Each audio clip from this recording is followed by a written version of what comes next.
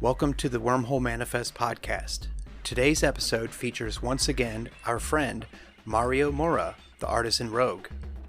It seems the past few episodes that he's been a guest on have done really well, so I wanted to get him back on the show because there has been a lot that has taken place over the last year or so since he was last on. One thing in particular that I wanted to chat about was his new self-published comic book work that I had the pleasure of reading once I picked up a copy of the first preview issue at the local Japan Fest here in Kansas City. The comic is great, and I'm anxiously awaiting the first full volume that should be coming out here soon. We get into that a bit in the second segment of the episode. During the first half, we do some general catching up and cover a lot of topics. This episode is a long one, so you may want to listen in segments, or if you have the time, to just marathon through it to hear it in all of its glory. There is just so much going on in this one, so please bear with us as we hash out a lot of things, from some old military stories to artist challenges, and of course, mental health. And just as a special note, there were a few technical difficulties during the first segment's recording, so that will explain the few well-placed construction sound effects you will encounter only a few times, but it's nothing to be concerned about. So without further ado, please enjoy.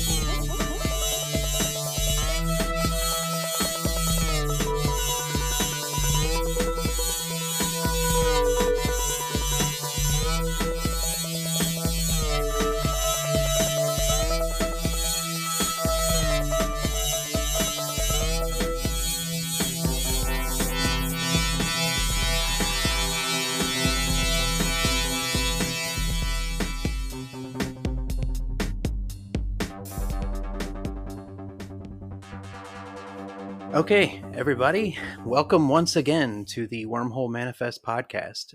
Tonight's special guest, once again, I would like to welcome back Mario aka the Artisan Rogue. Hey, Mario, how's it going, man? It's going wonderful, dude. How are you? Good. Thanks for coming back. I know we wanted to, I've been wanting to catch up with you a lot, and something I always think of is like, there's some of these episodes that I've done, and basically I want it to be a really good show. You know, like that's my goal for the whole thing. When I first started it, I was like, I want to do a show that has topics that are helpful to people, like, you know, the whole main theme of mental health, like a mental health awareness kind of thing. Sharing bits of my background and story, and then talking to other guests that have interesting walks of life or different careers or different perspectives than my own, so that I can kind of get practice in the, you know, like not just public speaking, but like talking, you know, because for a long time I just didn't even really talk to anybody. So I kind of had to relearn a lot of things on how to be social, you know, in person to people. You know, when you kind of shut yourself off away from the public, you're like, you kind of lose some of that stuff after a while. So like, one thing I've noticed since I've started this show is that the few episodes that you and I have done have been quite a bit different than the other ones. Like, we cover a lot of ground in those episodes, and they have done really well. The thing I like about them is that when we jump into a conversation, it's just like free flowing. Like, it just feels so good that I can just be myself, you know, like, and instead of putting on the, I don't think that I put on a persona when I interview people that I don't know, you know, but I want it to be a good episode. So I have a lot of line notes, and I've got a lot of things I want to ask. And then at the end, I'm always like, oh, I forgot to ask about this. And I beat myself up about it. And I'm like, man, and I hope I didn't sound too cheesy, you know, but I think what I've heard from others is when they listen to our conversation, it's like a regular conversation, but it's still that aspect of being informative and, we do tackle those subjects, the whole thing, and it's like, I don't know. It's just it's really well. It worked out really well, and I think all the episodes have. I am definitely not that good at interviewing. Yeah. I don't think, but You should not be but that hard on yourself, man. but it's like, when you talk to someone you don't know, and it's like, I know. I think your camera's froze up. Is it? Are you seeing? Oh, weird. Yeah, let me. Oh, yeah, a little bit. It's coming I can back still now. hear you though, so that's good. Yeah. Uh, but yeah, like, the thing is like, there's a lot of podcasts out there where it's just like dudes shooting the shit kind of thing. So Yep. it's like, I wanted mine to be a little different. I wanted to talk to people that I have never talked to before to get their perspective. So I am kind of setting myself up to, to be put on the spot by a lot of things, because I may say Sure. something or they may say something and it's like, oh, I wasn't expecting that. So like, but at the same time, that's like real, that's like real content, I guess, is when you can be put in those situations. But I think having you on here has each episode that we've done before, I don't know. It's just, I really enjoy our conversations. There's a few other people that I've had on several times that I also really enjoy talking to, so that I can kind of have that balance of, being able to be myself around a friend and talk. And Yeah. then also, also have that every once in a while have that, I don't know this person, but let me get their take on whatever's going on in the world, Yep. from their aspect. And it's an interesting project. I have to say, I haven't really found a, the complete footing of it, or what, but I think it is shaping out to be something that that I did originally set out to do. But anyway, Oh, that's wonderful. No, that's awesome. so yeah, so let's catch up real quick. I saw you at the Japan Fest in the Kansas City Japan Fest a few Yeah. months back, and that was really cool. Like, you've been to a Right. lot of festivals lately, so let's catch up, man. Tell the viewers out there, or viewers, listeners, I don't know, what you've been up to. um, I okay, yeah. So no lie, I had been doing a bunch of different shows, and it this whole year has been both ups and downs. Thankfully, it's been ending on a better and better note. But otherwise, that was an overwhelming experiment. I think total I've done between 12 or 13 shows over the course of the year. I still have one more coming up this next weekend that I'm looking forward to. Um, Japan Fest was definitely a highlight for me. I only ended up in that one because the people at NakaCon invited me to partake in it and said, "Hey, do you want to try and put in for it?" And I was like, "Sure," and so it helped being involved with them and their show. And again, I'd never been there. I'd always wanted to go. The whole experience was really wonderful. The people that I shared the room with, that was great. The good thing has been that for all the ups and downs, there's been a lot of good positives that have come forward, and I've been able to work on stuff and feel a lot better about what direction I'm going in creatively. Because of course, there's always challenges like financial, emotional, all that other sort of stuff that any creative goes through. You look at what your Yeah, output is and you go, is this good enough? Is this acceptable enough? Is this even what people want? But it gave me, the course of the year has given me a different perspective and going, well, I would much rather make the stuff that I like, and that if I think it's cool, I'm hoping to hell somebody else does think the same way as well too. So that's probably been the outlying theme that's really kind of overridden most of my thought processes through the year. that's cool. Yeah, the Yeah. Japan Fest was the first convention type thing that I had been to in many years, I would say, since probably Right? the time I met you at that stealth con in Warrensburg, like that time, Yep. like that's how long ago it's been, you know, like I haven't been to any.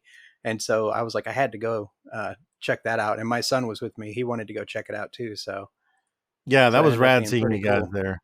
Yeah. Yeah. So did you manage to get around to all the floors of it and everything? Yeah, yeah, quite a bit. We even did some of the outside stuff, just like watched them, you know, practicing like I think it was like kendo or something with the wooden Mm-hmm. swords um, and all that, and took some pictures. Not too many. I was like, oh, look at all these cool bonsai plants, you know. Like, I was like, that was. I don't know why. I just love those bonsais. They look Oh really man. cool.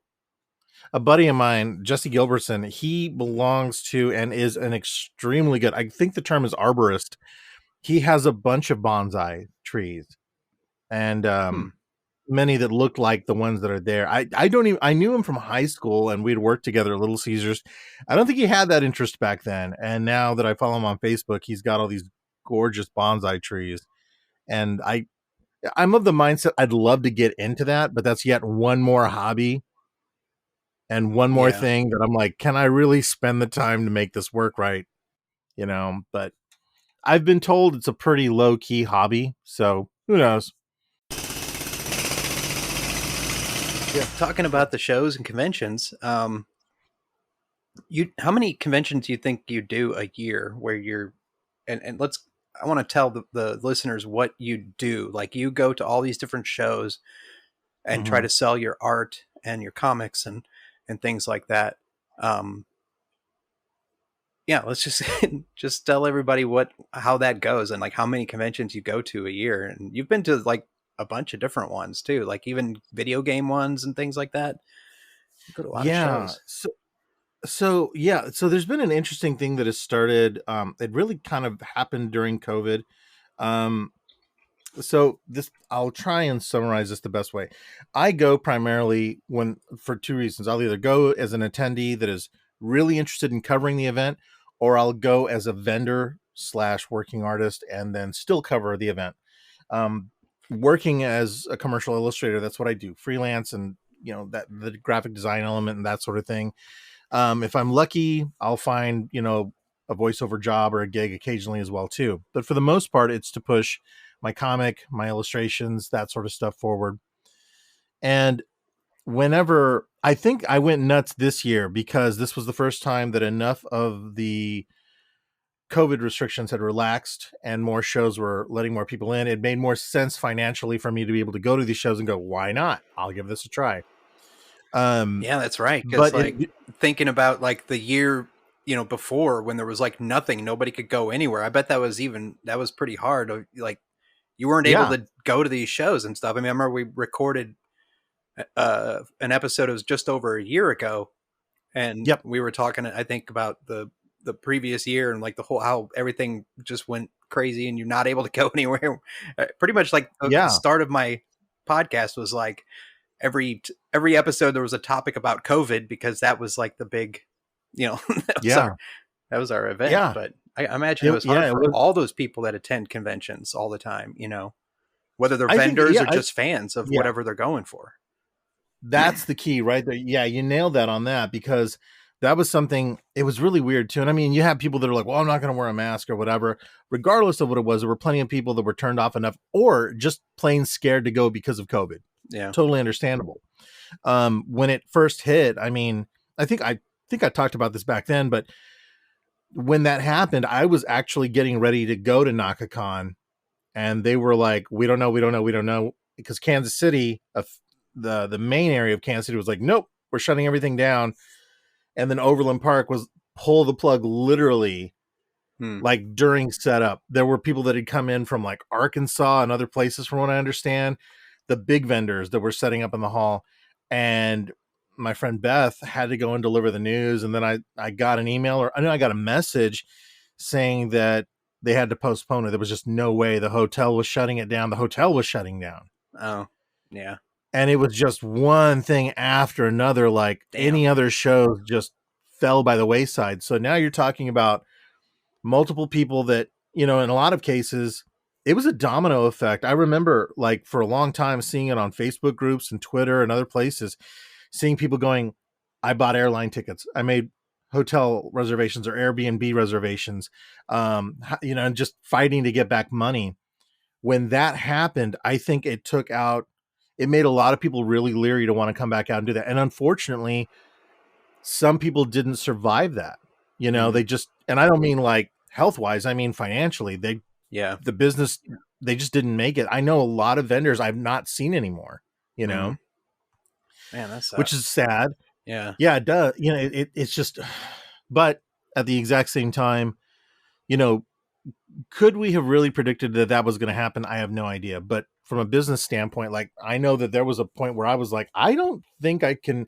What else could I do? I mean, because never mind that the shows were gone, but at that time, I was like, well, if I can get through this for another year and a half, that's great. But the other thing that happened too was with other businesses outside of the art realm, when they started being truncated and closing down, well, it was hard to find employment. It was hard to find anyone willing to pay, for anything having to do with the creative assets. Mm. Businesses aren't going. Why do you need to update websites or get graphic design done or anything? Yeah. So I lost a lot of good clients in there too. Oh man. Um, but looking back, and that was something that to bring this full circle back to what you were talking about. By the time this year came along, I was like, this is the first year that there's unrequited bandwidth for me to be able to try and do things. I had saved what money I could. I took a lot of chances. Some paid off, some were horrible, but I I ended up with, I'm not even joking, I've got 8 or 9 blog posts for all these shows that still haven't been published yet, that I haven't finished writing them. There was just a lot that happened, and I learned a lot, and even seeing the evolution of how shows worked, how Yeah. some of them slowly started building up, how the restrictions, because NakaCon almost didn't survive. Mm. They were very frank about that. The show almost went away. Then when they were finally able to hold it, it was at a restricted number of, I think, 3 or 4 thousand people, where the upper echelon of that show is about 8 to 9 thousand, I think. Oh wow. Yeah. So it's Now, because grown quite a bit over the years, and it's. I remember hearing about it, and to add to your point, it's like from the conventions when I strictly pretty much I went to some comic book shows, but mostly was anime Mhm. conventions for me because that's what I was a fan of back in the day. Sure. And so throughout the 90s, that's like all I did was went to as many anime specific conventions that I could. Um, Right. and then I stopped because I was doing all kinds of other stuff, military deployments, whatever. I just couldn't do it. But meeting you at that convention after I started my own business, and I started selling some random trinkets and toys and things like that, which is, you don't really see that stuff in computer repair shops very often. So I was Right. getting kind of strange looks sometimes here in town when I had a downtown storefront. It was just like they walk in and like, this is a computer repair place. What is all this anime stuff? I'm like, well, I mean, it's just, Right. bringing an element of something else to the town because it's such a small town. But yeah, Yeah. the conventions I saw like many of them come and go during that 90s Yeah. to early 2000s time frame that I was going to them. But I remember hearing about NakaCon, the one that you're talking about, and that is an anime convention, right? So that the people listening to Mm-hmm. this, they know, and it's in Kansas City Mm-hmm. or Overland Park. Yes. Um, Yeah. but it's nice to know that that's still around. But yeah, so to continue your point, when you were saying that it almost wasn't a thing, or it almost stopped, it was like, oh man, it's a big deal, because if it's been around this long and then it just stops, you're like, oh man, it's Yeah. happened in the I past, mean, and it's just kind of a weird, crazy thing. it is, and I think this is going to be, if I get in next year, 'cause they actually already dropped applications for vendors just 3 days ago, so I went ahead and applied again. Luckily, I've been able to get in every year.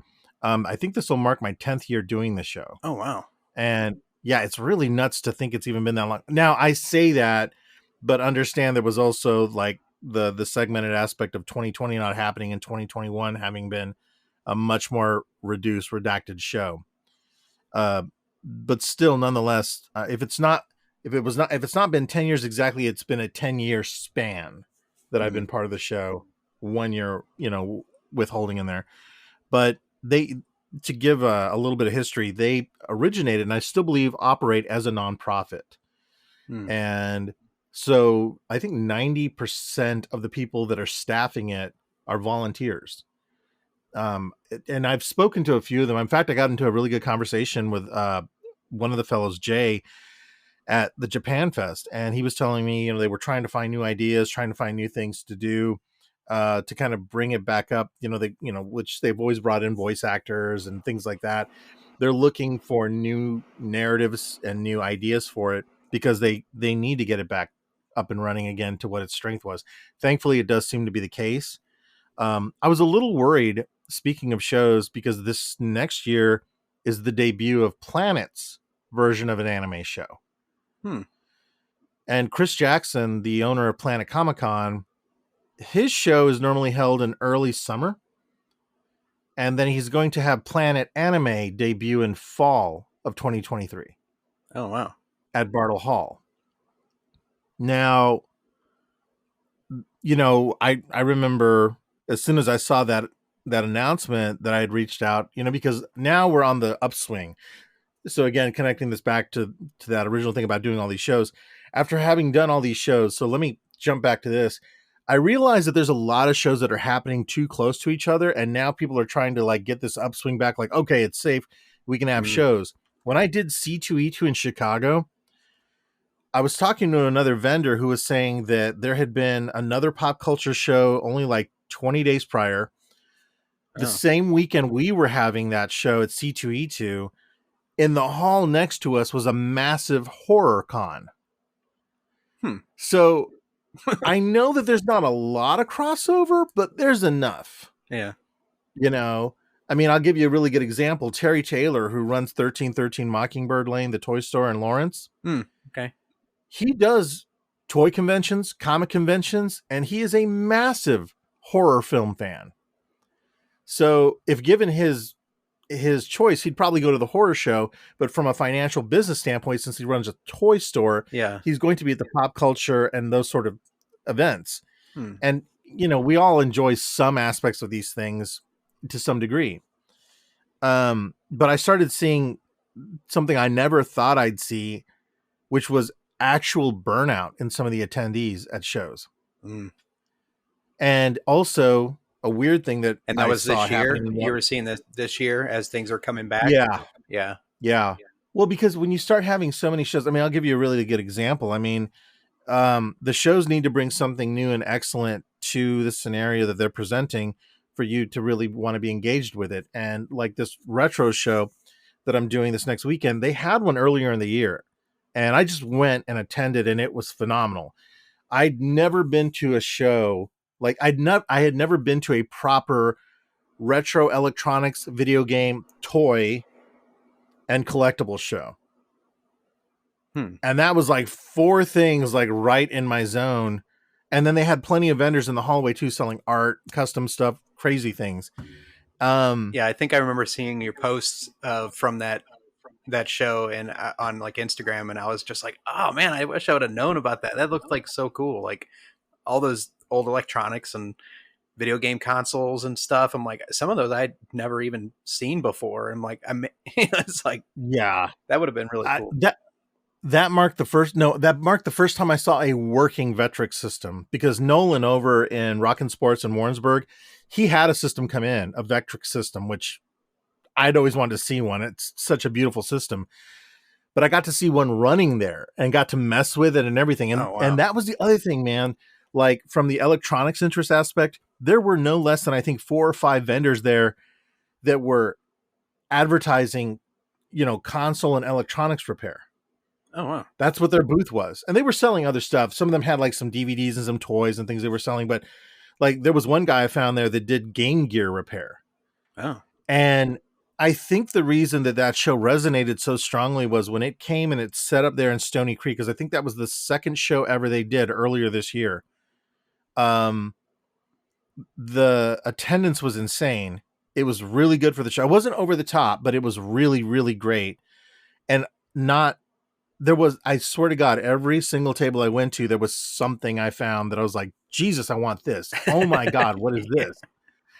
I'm not joking. I went from one table that had nothing but Japanese Famicom, their version of the NES. Yeah. Tons of those games. If he had them for $5, he had them for $1. And I'm talking like he had to have had 600 or 700 freaking cartridges there. Wow. And he had working Famicom systems. The one right next to it had a bunch of like Mazinger and older 1970s, 1960s era Super Robot stuff. Then the one next to that had a bunch of Star Wars things. And then there was another vendor there that was selling all anime. I couldn't even wrap my head around that. And that to me was really cool because I've seen shows that have started to evolve into this sort of thing where they're not just saying, hey, we're just a general pop culture thing. Yeah. But they were helping also alleviate the burnout because there was a little bit for everyone there. Mm. And it was kind of a nice shakeup. C2E2 was so large and so overwhelming. That was one of the shows I did not do very good at. But for the most part, even people I spoke to there seemed they seemed overwhelmed, and a lot of them were saying like, yeah, well, there was this one show that just was like, literally 20 days ago here or 30 days ago. So I kind of blew my wad there. I spent my money. I was like, wow, this is going to hurt. This is how this is going now. So I wonder if it's a thing with like having been, in lockdown for so long.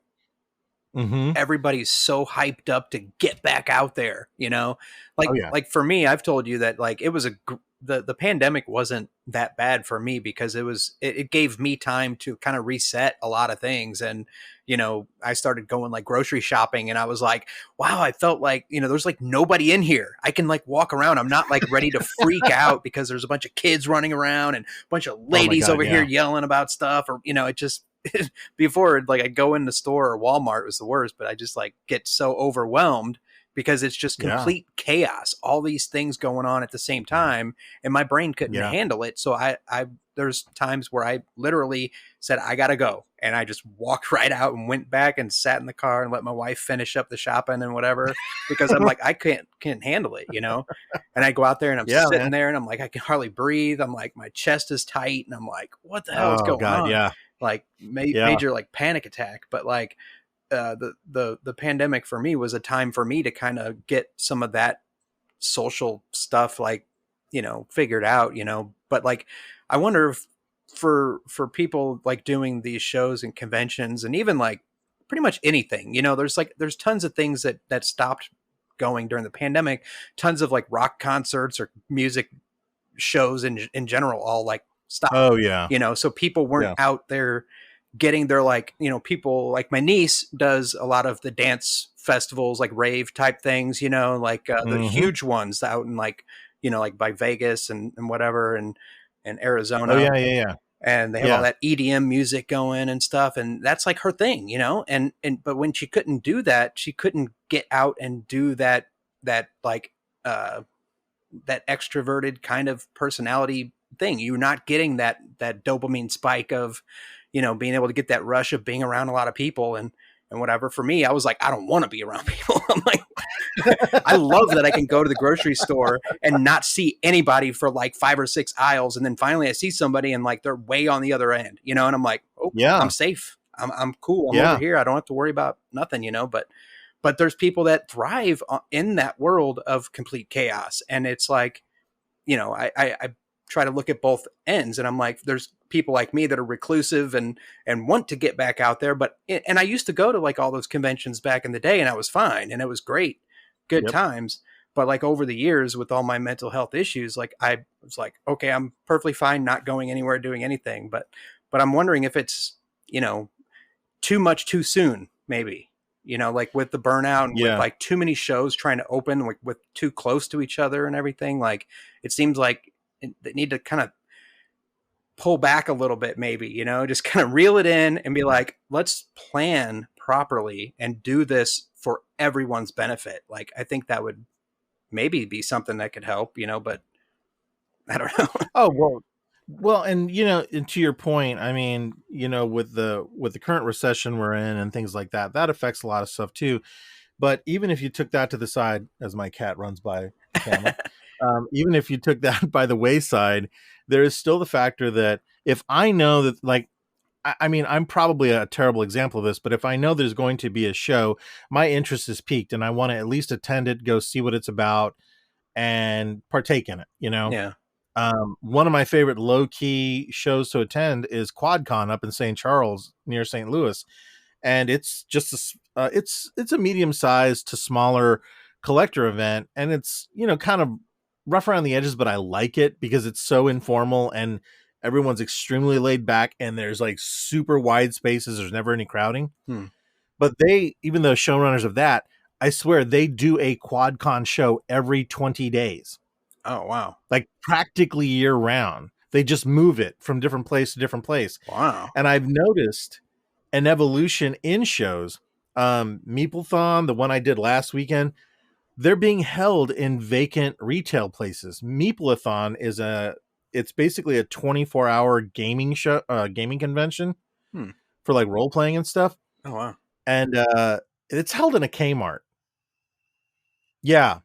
Yeah, and I'm not even meaning that in a disparaging way. I went in and I had a massive booth area and it was really cool. The attendance, that's a different sort of thing because when people go to that, they just want a game. They're not really there too much to shop.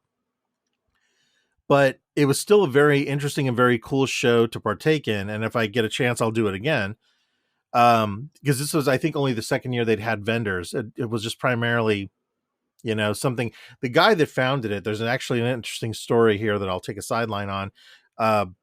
The founder of Meeplethon used to be homeless. Hmm. And he suffered through a lot of things. I don't know if like drug usage and other things, like he had a really hard life and he's very open about it.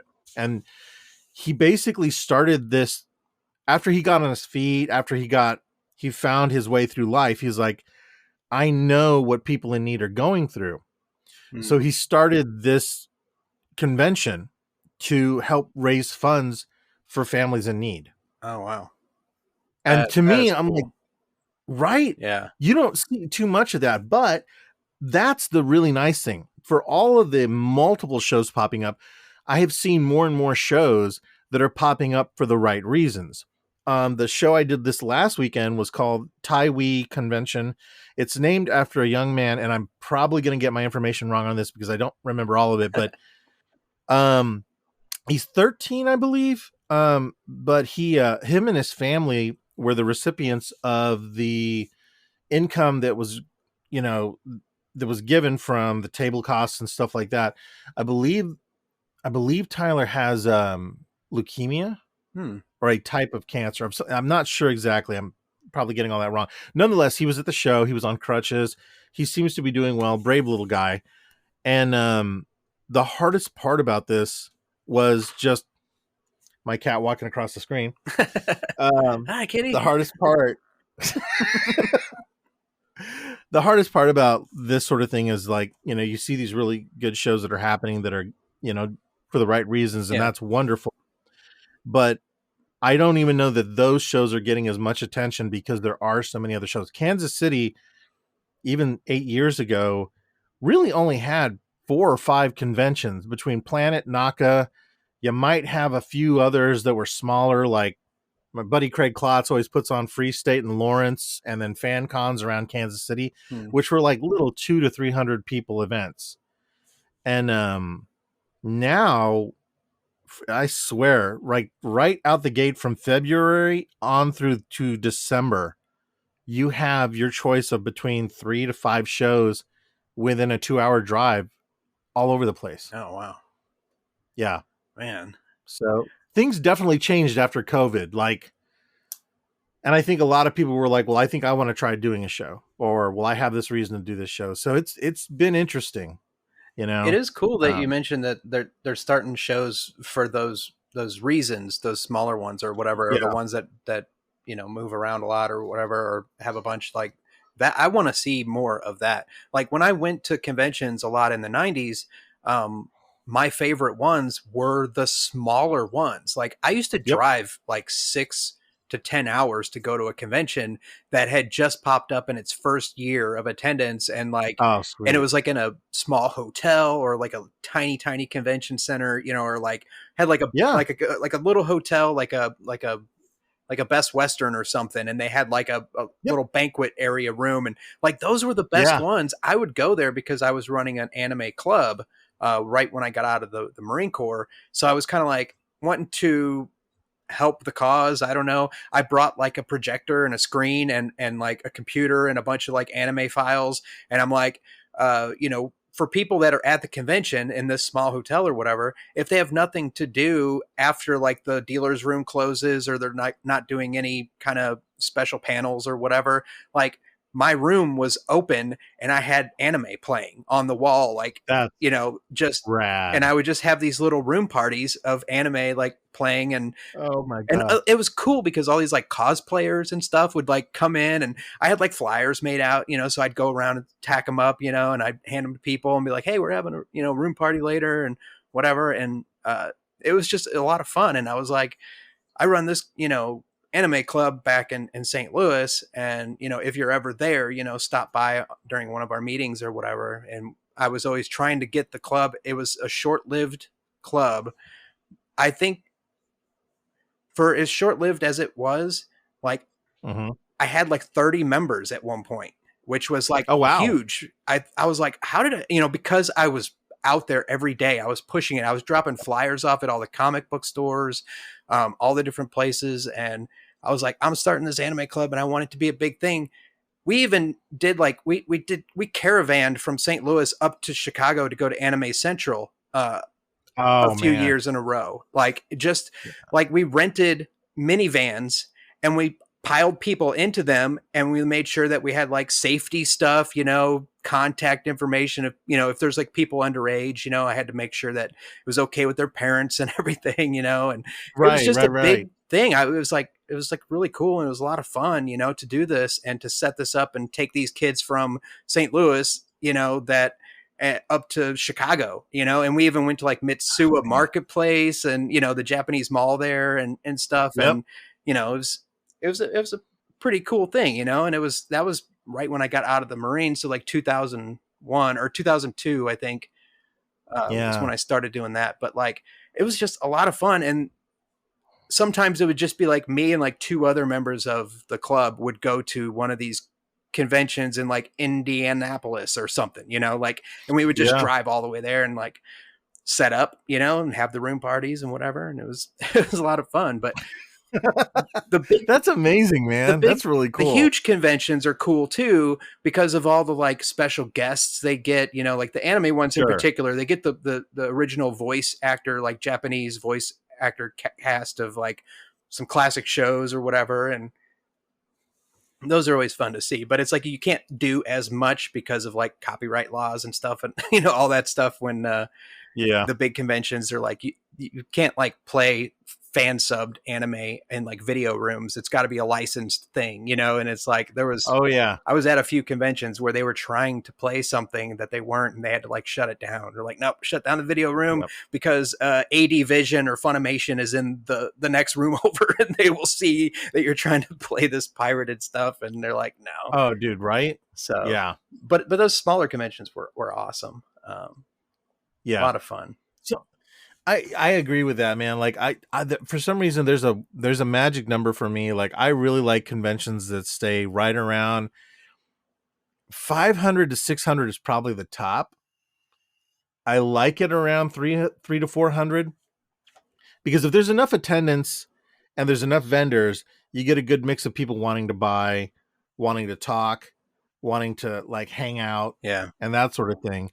I do think the challenge for a lot of the modern day smaller shows is location.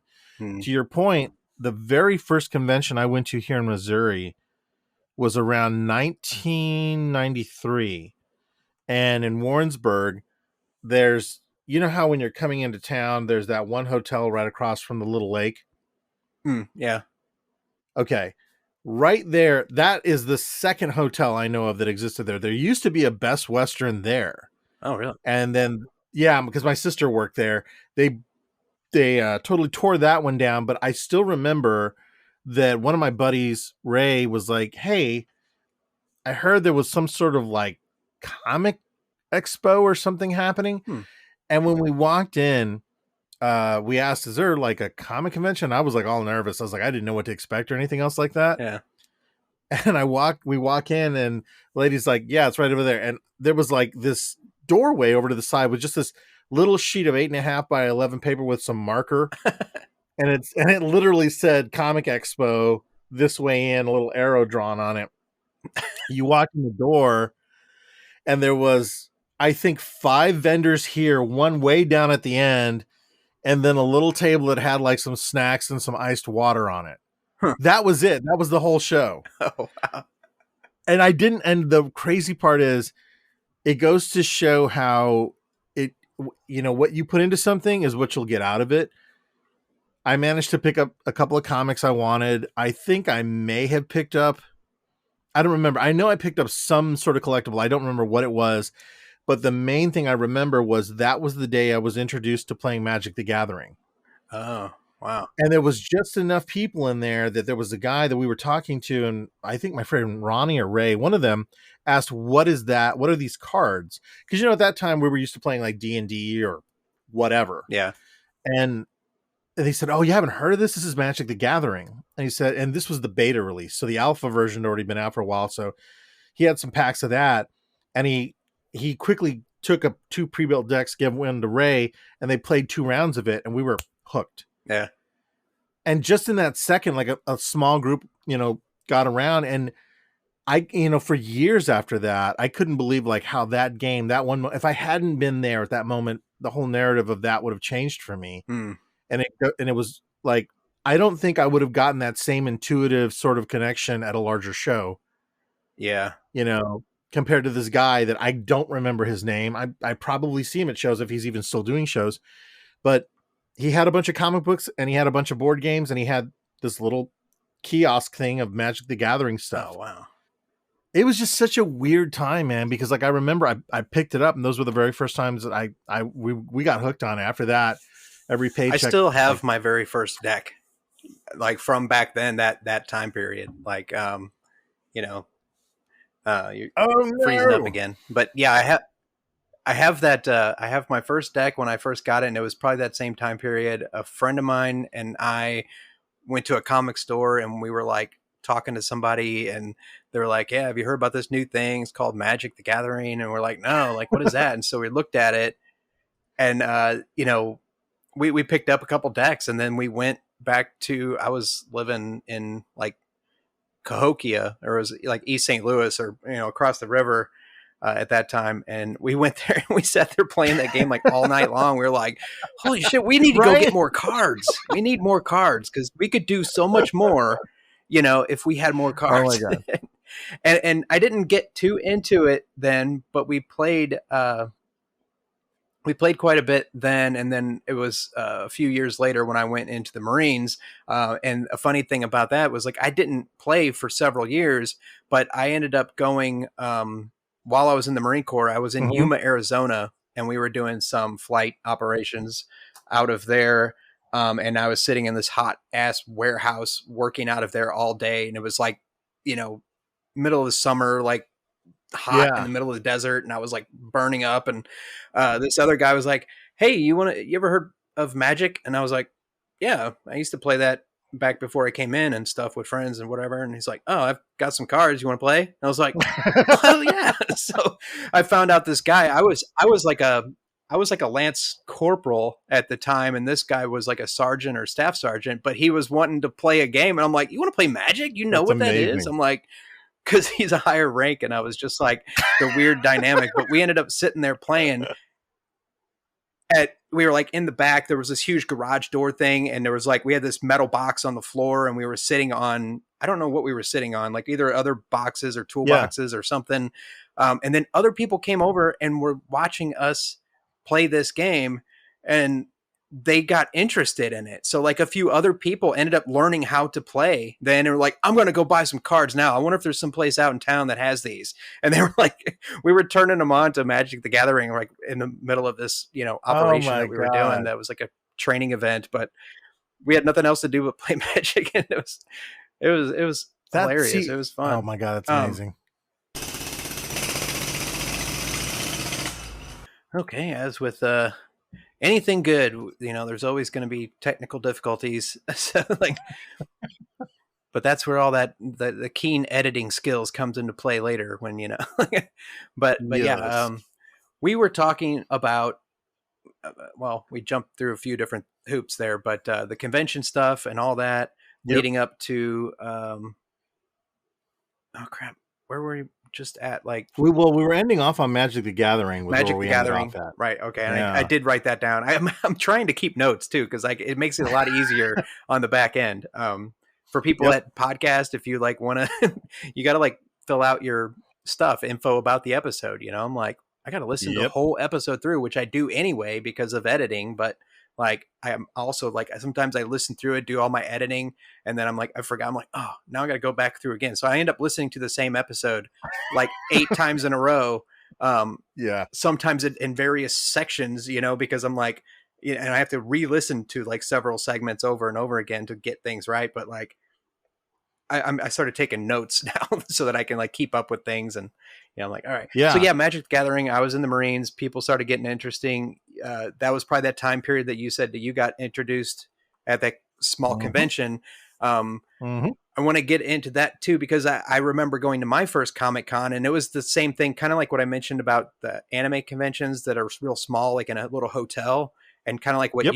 exactly what you mentioned, except it was a little bit bigger. But it was my first convention, and I got my dad to give me a ride there, and I was like, I'll call you. Like I have a quarter. I'll use the payphone when I need a ride because it was like far, and it was the first time I'd ever gone anywhere by myself and just gotten Yeah. dropped off. I was like a young teenager, and it was probably, I don't know, it was probably 80 something, 88 or 89 or whatever. But like Okay. Yeah. I went to a small comic convention and it was very similar to what you said, but there was many different dealers and it was kind of like before my anime phase, like which is still I'm still in that like 30 years later. I'm still in my anime phase.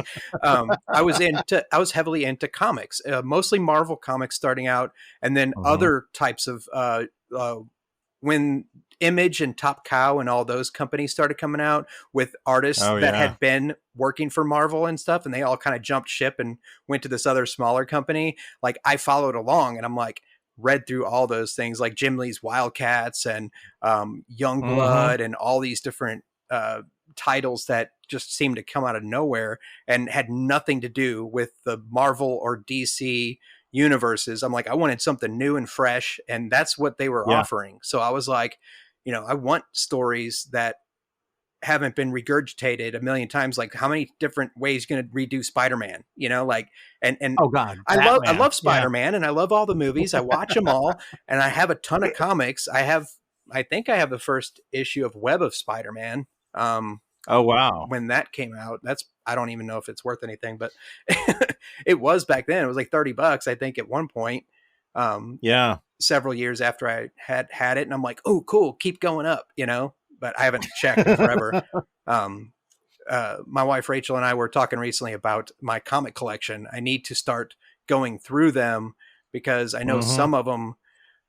I did a small stint before I started working when I was a later teenager. Now I know I'm rambling. I'm getting into all. There's so much stuff that's flooding in my brain with that story you mentioned about the convention and Magic the Gathering. But I actually sold comics for a while at a flea market near Oh St. wow. Louis. Um, I had gotten my brother John was a truck driver, and he had passed away when I was like 12. Mm-hmm. And so several years later, everybody in the family got like a payout, like a lump sum payout from his life insurance thing. And he had it in his will, I guess, that everyone of his siblings would get a certain amount from that or whatever. So Oh me wow. being a dumb kid, I took all my money and instead of going and like I did buy a car, like a $400 Volkswagen Beetle. That was my first car. Um, Oh my God. but that's because that was the last 400 that I had saved from that amount. Before that, I was just driving my dad's like Chevy Cavalier or Chevette or something like that. And Yeah. I ordered through the, I forgot what the magazine was, but you could get comics in bulk from it was like what all the comic book Yep. stores get, this big catalog magazine, and it tells you Yep. what's coming out in like 2 or 3 months from now, Yep. and you could Yep. pre-order. So I was doing that, and I pre-ordered so much crap, probably like $6,000 worth of comics for the next several months. And once I Oh started my God. receiving all these comics, I was like, holy shit, this is a lot of shit. Like I was getting huge boxes full of stuff to my doorstep God. at my parents' apartment. And I was like, I had nowhere to even really put them. But like, so I started loading them in the car, and I would take them down to the flea market, and I would set up a table and try to sell comic. And I think I probably went to the flea market maybe 3 or 4 times at the most. I just got so Wow. sick of carrying all that shit around, like Yeah. huge comic boxes full of, comics, and setting it all up by myself. I still have a lot of those, which are like, some of them are like, I have 10 of like each issue that came out Oh back my then in God. the early 90s. Yeah. So like, Yeah. so I got to go through all those, and I have my regular collection, and then I have a few boxes of stuff that was just all the doubles and triples and whatever that I had kept. I had sold a lot many, many years ago, probably 10 years ago, 15 years ago, something like that. But, Yeah. but yeah, anyway, the comic thing, I was into comics first and then anime. But it was kind of overlapped, because obviously I was into anime very early, in the early 80s, with like Robotech and stuff like that. And Yep. anybody listening to this, if you listen to the previous episode with J-List Peter, so shout out to Peter Payne from J-List, who lives and runs that company out of Japan and distributes all the doujinshi and hentai and adult anime products from Japan. Check out that episode and check out the store, and order stuff from there. I've been a long time. He also runs Jast USA, or as part of that, and they do all the video games, the like the visual novel type video games, where they have like a team Oh that wow. translate it into English, Uh-huh. and then they distribute those games from Japan. So that was a really cool episode. There was a lot of stuff once again, I just forgot to ask, like I was so into what he was talking about, and I'm like, oh wow, yeah, it's cool, like I was like, and then after we Oh were done yeah. recording, I'm like, oh shit, I wanted to ask him about this and that and all these different aspects of Japan. I'm like, because I've always wanted to live in Japan, like that was one of my Uh-huh. early goals before I even joined the military. That was one of the things my recruiter used against me, was like, what do you want to do with your life? And I'm like, well, I want to go to Japan, like, and the recruiter's like, oh yeah, we can get you to Japan, man. Just sign up here, sign up 4 or 5 years of your life to active duty Marine Corps. We'll get you to Japan. And if you like it there, you can stay, you can do whatever you want. Like you can, even if you don't want to stay in the Marine Corps, you can get out and just stay there. Just keep living there. Like made it sound so easy, like nothing whatsoever played out how, you know, Dude, so here's a real quick insert. I still have this note somewhere. I know I do. When I was my first year in college at not JCCC, it was State Fair Community College. There was a thing set up, and I was bound and determined that I did not want to go to college. I just didn't. I was like, no, I got to do something better. And there was a Marine recruiter there on campus. oh wow. Now, I have bad knees because of skateboarding. And I talked to him, and that dude, like, he gave it his all. And I was like really this close to going in. My dad was the one that put the stop on that. It was my dad's Air Force. Your dad was, yeah, I was going to say your dad's military, and if he's Air Yeah. Force, or like, I learned the hard way. Like but I was already living on my own, and I didn't really have a whole lot going for me. I had already done a year of college before I joined, but I couldn't afford any more classes. I was like, I can't go to Same. school. I'm like, I can't afford Yeah. anything. I'm working every day. at this sandwich shop, like on the other Oh side of yeah. the city, and I'm taking buses to get to work every day. And I live in this Yep. tiny studio apartment, but like I loved it. I do this my own little one room efficiency apartment, and I was like playing like PlayStation or Sega CD for the first part of it, but then when PlayStation came out, I picked that up, and that same year I Mm-hmm. ended up joining the Marines and had to pack everything away and left for boot camp. But yeah, I didn't. The only person, my dad was in the Navy, and my older brother was in the Army, but like I didn't hear a lot about that because of I mean, I heard my dad's Navy stories a lot. Like I remember a lot of Yeah. those. Um, some horrific stuff. It was like the Korean War. So like, he was on Yep. an aircraft carrier, and they had those old TBM-3 Avengers. They called them turkeys, but they were torpedo bomber prop job aircraft. And back then, Yep. like the QA or, the whole process was like new, like a lot of this shit, like making an airplane take off of a boat, Oh was yeah. a relatively new concept. So all the safety stuff hadn't been thought of yet until the accidents happened that my dad was there to witness, to Jesus. so that they start putting things into policy. And they're like, okay, we need to really rethink about this because there's like too many mishaps. Like Yeah. aviation is difficult work to begin with. Yeah. And as your dad, I'm Yeah. sure he knows in the Air Force, like, all these things and all these safety guidelines and all these things are there for a reason, because some shit happened at one point. Like I Yep. saw pictures, early stock footage of like airplanes literally falling off the sides of the aircraft carriers, just like Yeah. rough seas, they're not tied down properly, and they take like 4 or 5 dudes with it, and it's like, Yep. they're gone, nothing we can Yeah. do. It's like, holy Yeah. shit, man, that is some crazy risky stuff. Those people were hardcore back then, like to just And I know, to survive I that. mean, Like, Jesus, right? And I mean, and you know this better than I do, but like that sort of stuff, like, as a quick aside, I was raised on, so my dad still does honor guard stuff, in fact, he was doing that yesterday. So whenever, somebody wants a military funeral, he goes out, they play taps and they do the firing of the rifles. And it's a multidisciplinary group. So there was a Marine that I knew through him that I had become really fond of. He was an old gunnery sergeant, and really really interesting guy.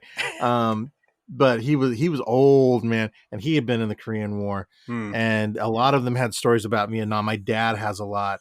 The one that he talks about all the time, he tells me, there's 2 stories I distinctly remember, that he told me. I think that was the reason why he was like, I don't want you to go in the military, because I couldn't go through that again, like knowing what I went through and then what you would have to deal with.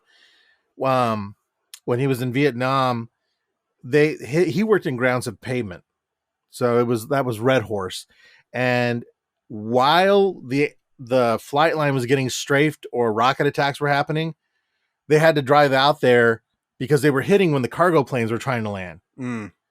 So you had to drive bulldozers out there to fill in holes. damn. And he said Yeah, the just so they could have a instructions, smooth enough runway to land on. I yeah, mean, yeah. because I mean there was just so many things that could go wrong. Never mind the deaths of the crew and the destruction of the plane and the cargo. A fire, anything, like, it's just ridiculous. Yeah. But he said they were given the instructions, and he said, we had enterprising people. He said, you hear about this in Desert Storm and stuff like that, where the Humvees, the squishies, were given additional plate, armor, by the crews. He said, we did the same thing, because the instructions we were given was raise the blade to block your line of sight and drop it at the last moment, because you're going to be getting shot at, and fill the hole as quick as you can, and hopefully you'll make it back. Jesus. Which I thought was insane. And I remember meeting some, people that he had served with, and they were like, oh yeah, we were always thinking, like, when we dropped it, one stray bullet, one accurate bullet would end my career right here on a flight line. Damn.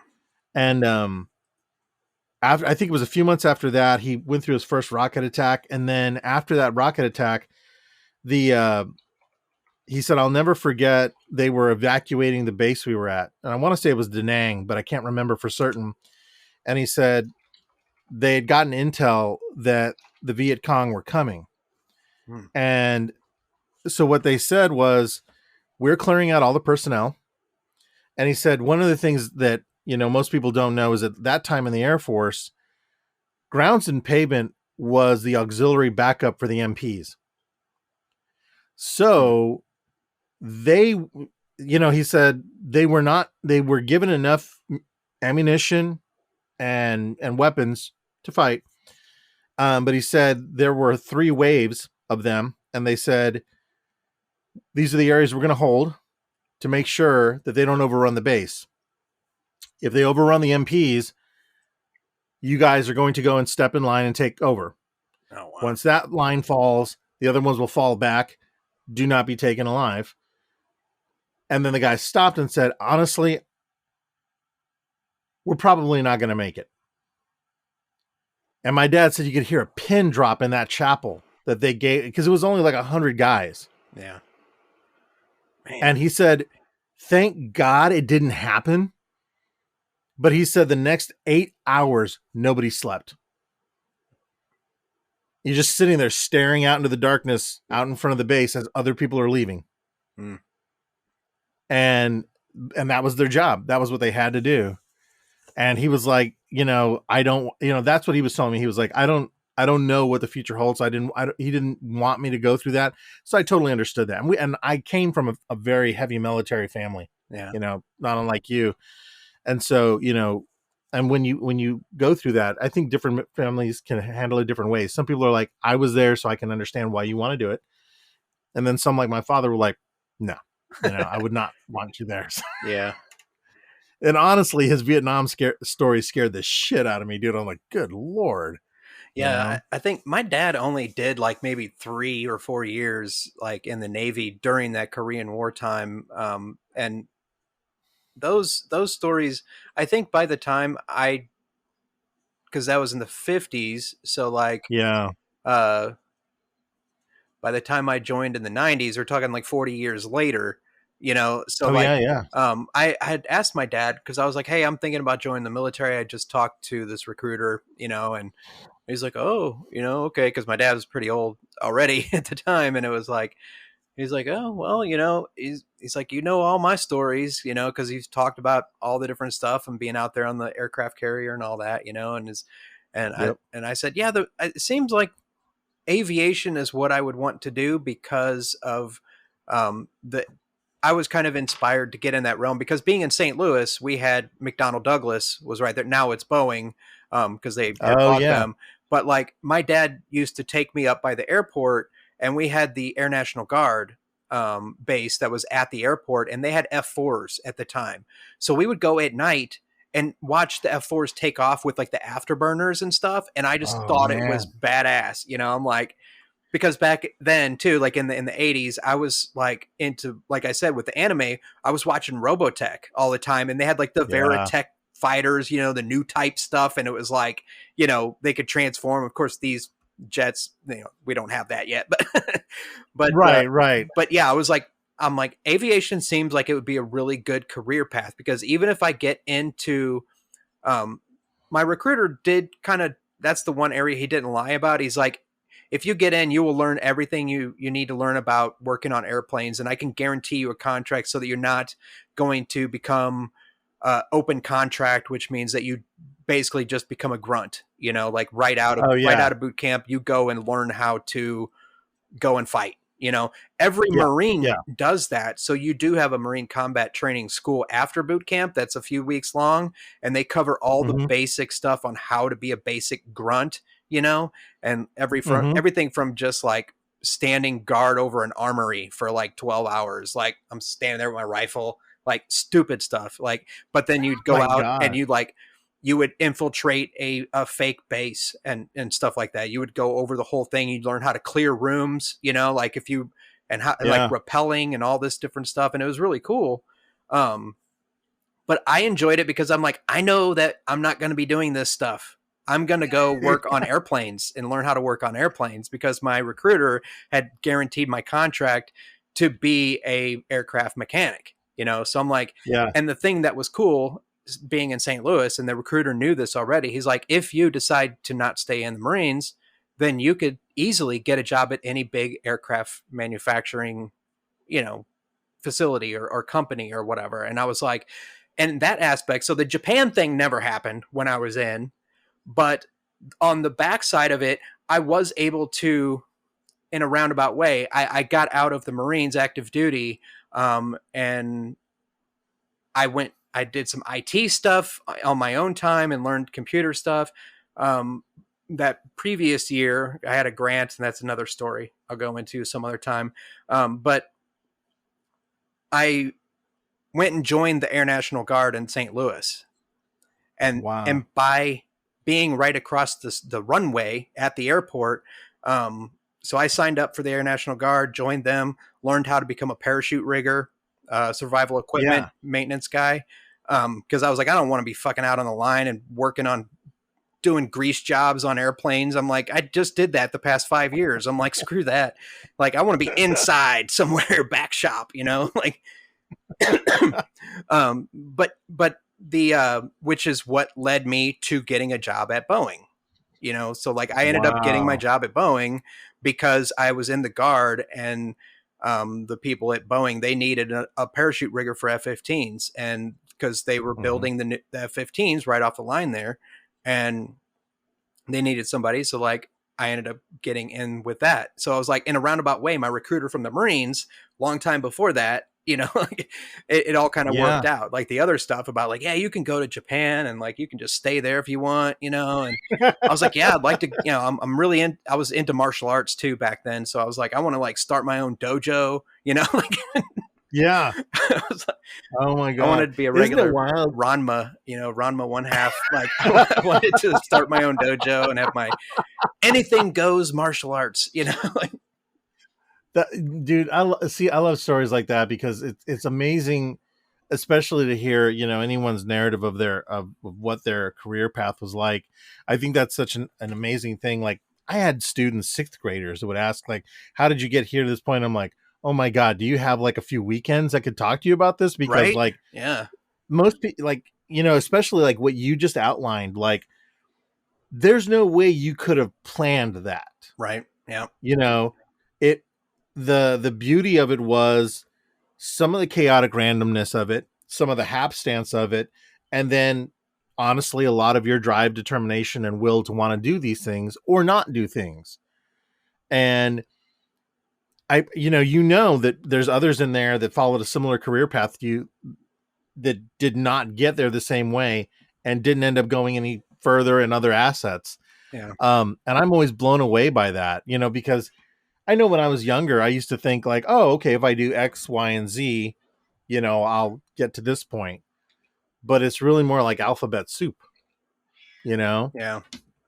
the pathway of getting around and doing all these things. So yeah, I feel, oh, you that's know, a amazing. lot of times I sit there and I think back and I'm like, yeah, I wish things were different, or this could have happened or that could have happened. But I'm really grateful that the things and the experiences that I had, that they did play out the way they did. You know, like there was, Yeah. you know, like that brief outline synopsis that I gave you, is the, you know, like you said, you know, if somebody wants to hear all the nuances of all the crazy stupid choices I made during that time, like while I was a young Marine, you know, getting too drunk, Yeah. you know, like doing all this other crazy stuff. The time people brought a monkey on the plane, you know, I mean, there's just tons of cool stories, you know, it would just take forever to get to that point, you know. Um, Yeah. but yeah, I'm grateful that it was like I may not have gotten to go start my dojo and you know and all that, but I got a decent career in aviation. And another friend of mine, and I think I'm going to be talking about this maybe next week or maybe even this weekend. I might do another episode. But Hmm. um, something you just said was like, you know, the drive and determination. Um, Back then I was like a early, you know, this kind of conservative person that didn't really understand what it meant to be conservative, or Republican or whatever.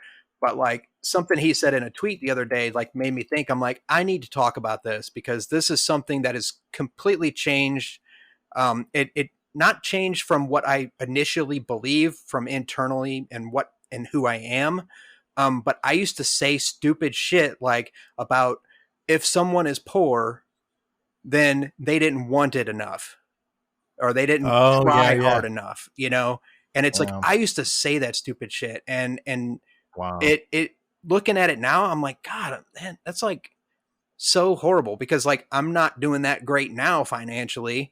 And Mhm. looking at all my past successes and like all these different things, there's a flip side of it too, you know, like you can be successful up to a point, whatever that, you know, determination of whatever someone believes is that, you know, what is success. But like Yeah. I believed I was successful because I had this good paying job with a big company and I traveled around the world all the time and did all this cool stuff and you know Mhm. and but at the same time a lot of times I was pretty freaking miserable, you know, like Yeah. there's a heavy price tag on that.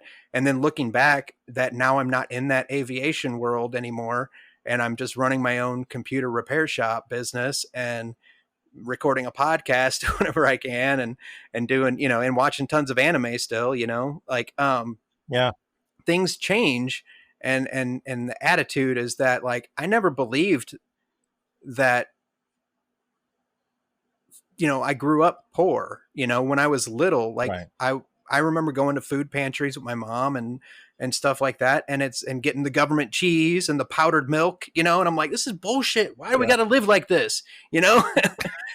And like that pushed me to get to work hard. And so when I did that for myself, even looking back at like the mental health issues I had then, I'm like I pushed myself to a point to where, you know, I was basically killing myself to become Yeah. this success story that I thought was what I dreamed to do, you know, but was it worth it, you know? Oh yeah. because Right. because many years after I retired from the military finally, and I had quit my job at Boeing to go full time air guard, like, and then all this other stuff, the whole world came crashing down on me, and it was like, oh shit, you know, like I really need to reevaluate things, you know, like I'm like I didn't Yeah. believe, I can't believe that I said those things about like poor people, you know, or about people that work Yeah. in like fast food and stuff like that's not me. Like I feel for these people and I try to, you know, be nice and I want to be a better person every day, you know, and it's like we can't go through life like bashing people and their choices, especially um like other episodes I've done about like addiction and things like that, you know, Hmm. like you said, the guy that started that convention. And that's what that Yeah. made me think. I'm like, that kind of goes along the lines of that harm reduction episode I did a while back with my friend Rian. Hmm. Um, you know, we need more of that. We need to break that stigma of like if someone is a drug addict or whatever, they are not just a useless piece of shit person.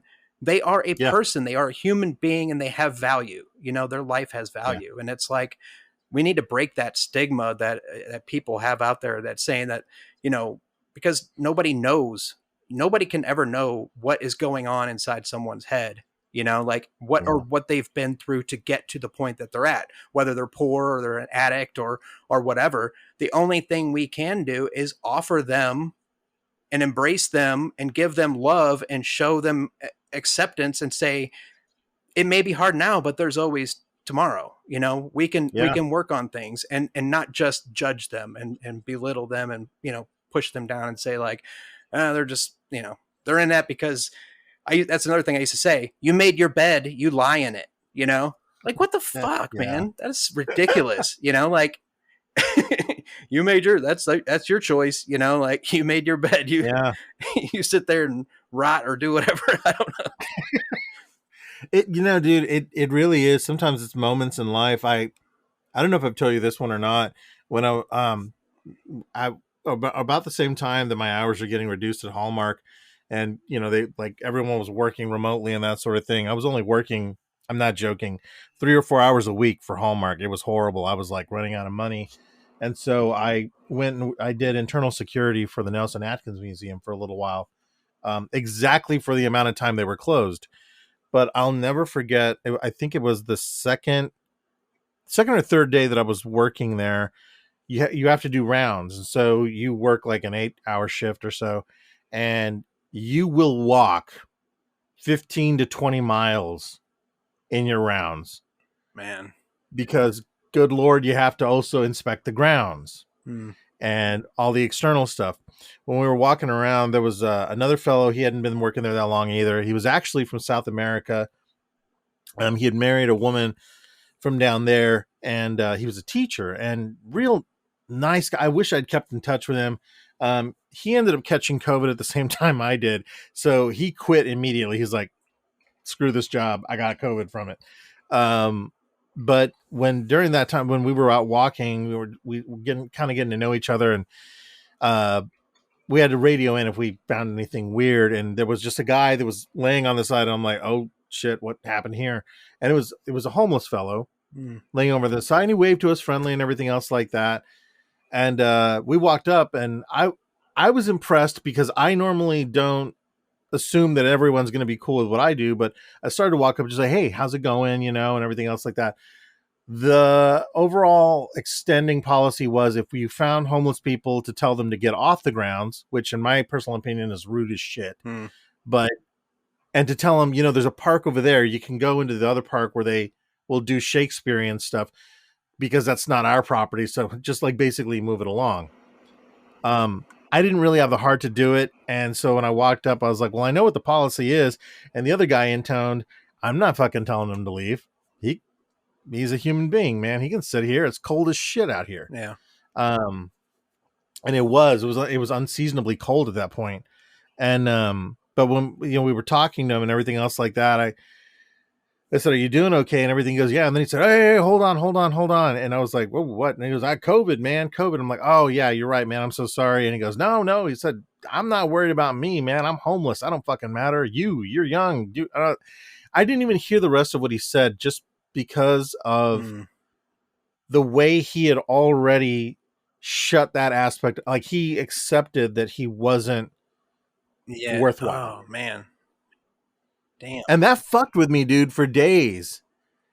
And Yeah, that led to a whole bunch of other that stuff. would But mess with me yeah, too. But like, I don't know that. Oh, I can't even imagine that. Like, I mean, no, yeah, it's just it's difficult, and it's like that sucks. That's sad, and it goes along exactly what I was saying. We need to break that stigma of people not being worth anything just because of whatever their situation is. And hmm some people say like, "Oh, what am I? I've converted. I'm a socialist now," and all this stuff. And I'm like, "No, I'm a humanist, man. Like, we need to take care of people hmm because you know this whole capitalist society and all this other shit. Like, that's what we should get on in the next segment. We should take a break here real quick. I'm gonna sure, um yeah. So let's take a break. Everybody out there, stay tuned. Keep listening. This is a great episode. We're gonna come right back and dive more deep into this. And I have a few other notes here and some things I want to go get into. And hell we'll yeah, see how it goes. All right. cool, So hang on, everybody. We'll see you in a few.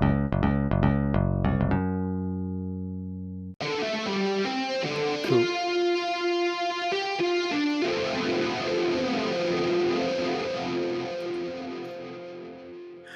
Okay, everyone. Thanks for hanging in there and listening to that little ad. If you did or didn't or don't care or whatever, I need to make some new ones. I think I have Spotify has get. I've got a check coming to me for about $3.47 for all the Nice. ads, the ad revenue. I don't know if you've anyway, everybody, this is the Wormhole Manifest podcast, and I'm here with Mario Mora.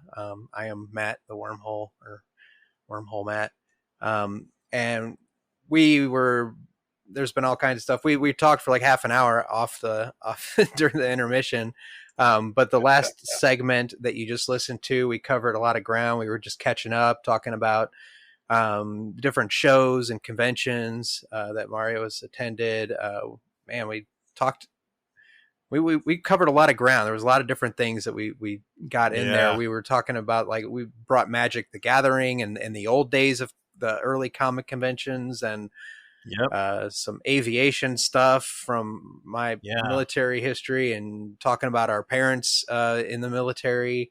stories from them. Homelessness. You were told the story about Yeah. the guy while you were working at the museum. This Yeah. all man, a lot of great stuff. We talked offline, and there was a few things in there that were pretty interesting. Um, and you need to send me some videos of the redhead guy in Japan. I'm looking Oh, forward Jeff to that. Cotter. Yeah. Um, but yeah, picking up where I don't know if we want to pick up there, but I want there's a few things I want to get into on this next segment that I Sure. already had. And so far it's been great. And like I said before at the beginning, I was like, some of these episodes I do, like I want to do a show that has like some kind of meaning that people can learn something. And I think that one of the things I was just thinking about this during the break too, is that like, I think a lot of people that listen to podcasts, I think the reason that the draw to those episodes or the shows where people are just like kind of shooting the shit, like everyday life kind of thing, is just to get Mm-hmm. that kind of different perspective from other average everyday people out in the world that are not in their immediate circle, like they don't talk to every Yep. day or whatever. So it's just to hear something outside. And I think that's really cool.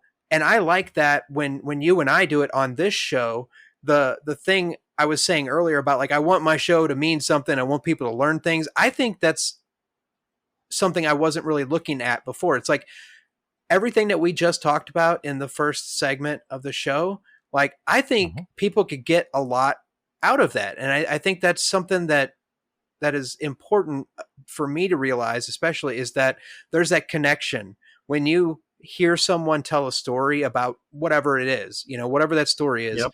You think to yourself, wow, I can either identify with that and relate to that situation that they were in, and like maybe I've been through something similar in my life, that person that's listening is thinking, Yeah. and so like Yeah. it just give it. I think that's one of the goals of this show is to connect with people and to show others that there are other people out there that have been through things that they may have also been through themselves, so that they can connect and realize that they're Yeah. not alone. That's a big thing, I think. And I think that's what we were talking about, like the the homeless person at the museum, and like that's just Mm-hmm. they felt like they weren't didn't want to get you sick with COVID, you know Right. and they were like, I'm old, I don't matter, I'm homeless, nobody cares. It's like, but you're Yeah. young and That you they got the were rest of your life. inconsequential. And that's just, it's so, Yeah. that's hard, man. That is like, I don't know, it's a reality thing, it's a harsh reality, is that there are people that are in those situations that but moving on from that stuff, we talked a bunch of comics, anime stuff, all that. um you as an artist and a comic creator, uh I Mm-hmm. bought this. We talked earlier. Everybody, I'm holding up Mario's comic Ardor, the first issue. I know you can't see it if you're listening to the episode. Eventually, I'm going to get around to making a video podcast. So, like, I'm saving all the video from all these past episodes, and eventually we'll publish them on. I already have a YouTube channel for this podcast, but I just haven't put anything on it yet. That's Eventually, I'll awesome. get around to doing some stuff like that and editing video and making that look cool, I guess. I don't know, but um, leading up, I think the first segment of this episode was leading up to what we're going to talk about now, and is that, yeah, in the first episode, we were talking about the Japan Fest, and I went there and I saw you there. The funny story about that, and I told you when I was briefly there, is like that week I had been dealing with kidney stones. And Yeah. if anybody out there, if dealt with kidney stones or had them, like, it is not a fun thing. I still have the kidney stones. I have not passed them yet, but they're not giving me any trouble right now because I think they've Woo! settled in a place, and they're like, oh, I'm cozy right here, Yeah. so I'm just gonna hang out, you know. And and that's what they do. Like I had issues over a year ago with the same thing, and it never passed. But then I think something had upset them, and they were like, "Oh, I'm gonna move down a little bit, and you're gonna pay for this," because it was nice and Yep. cozy and comfy in that spot I was in, but you did something or ate something or drank something, and upset the balance of their little ecosystem they have down in there. So so they start moving, and those little jagged pointy edges of that little tiny Oh, yeah. pepper size thing is like causes intense pain for the person that has them. So hopefully we've worked out a pretty good deal where they just stay where they are and don't cause anything.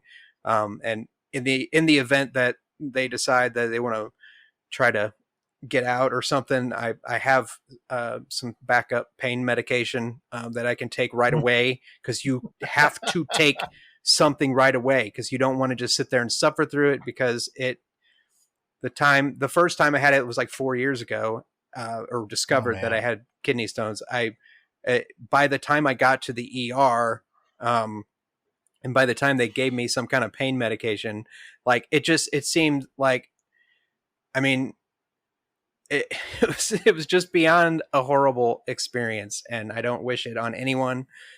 So like if you can get some kind of relief right away, yeah, do that. Like as soon as you notice that you have a pain in your side or in your lower back, with that, Mm-hmm. like my go-to is like I've had trouble with pain medication in the past. We were talking about Mm-hmm. addictions and stuff earlier, because I've had 2 lower spine surgeries uh, that fixed my lower back issues, but before they were fixed, I was dealing a lot with pain and heavy drinking and all kinds of other stuff and whatnot. But anyway, the thing was, is we were at the Japan Fest. I was able, on the way to the Japan Fest, I had to pull over. I had my son with me. He's 16. And I was like, I don't know if we're going to make it, buddy. I'm like, this pain is coming on.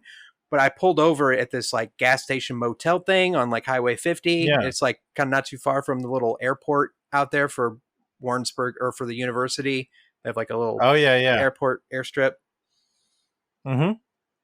I was there because we were on the way. We were going to go to the Japan Fest. I already bought the tickets and everything, and I was concerned because I was feeling fine that morning. But as soon as I got in the car and we started driving, it started hurting like really bad. Like it Oh started man. coming on.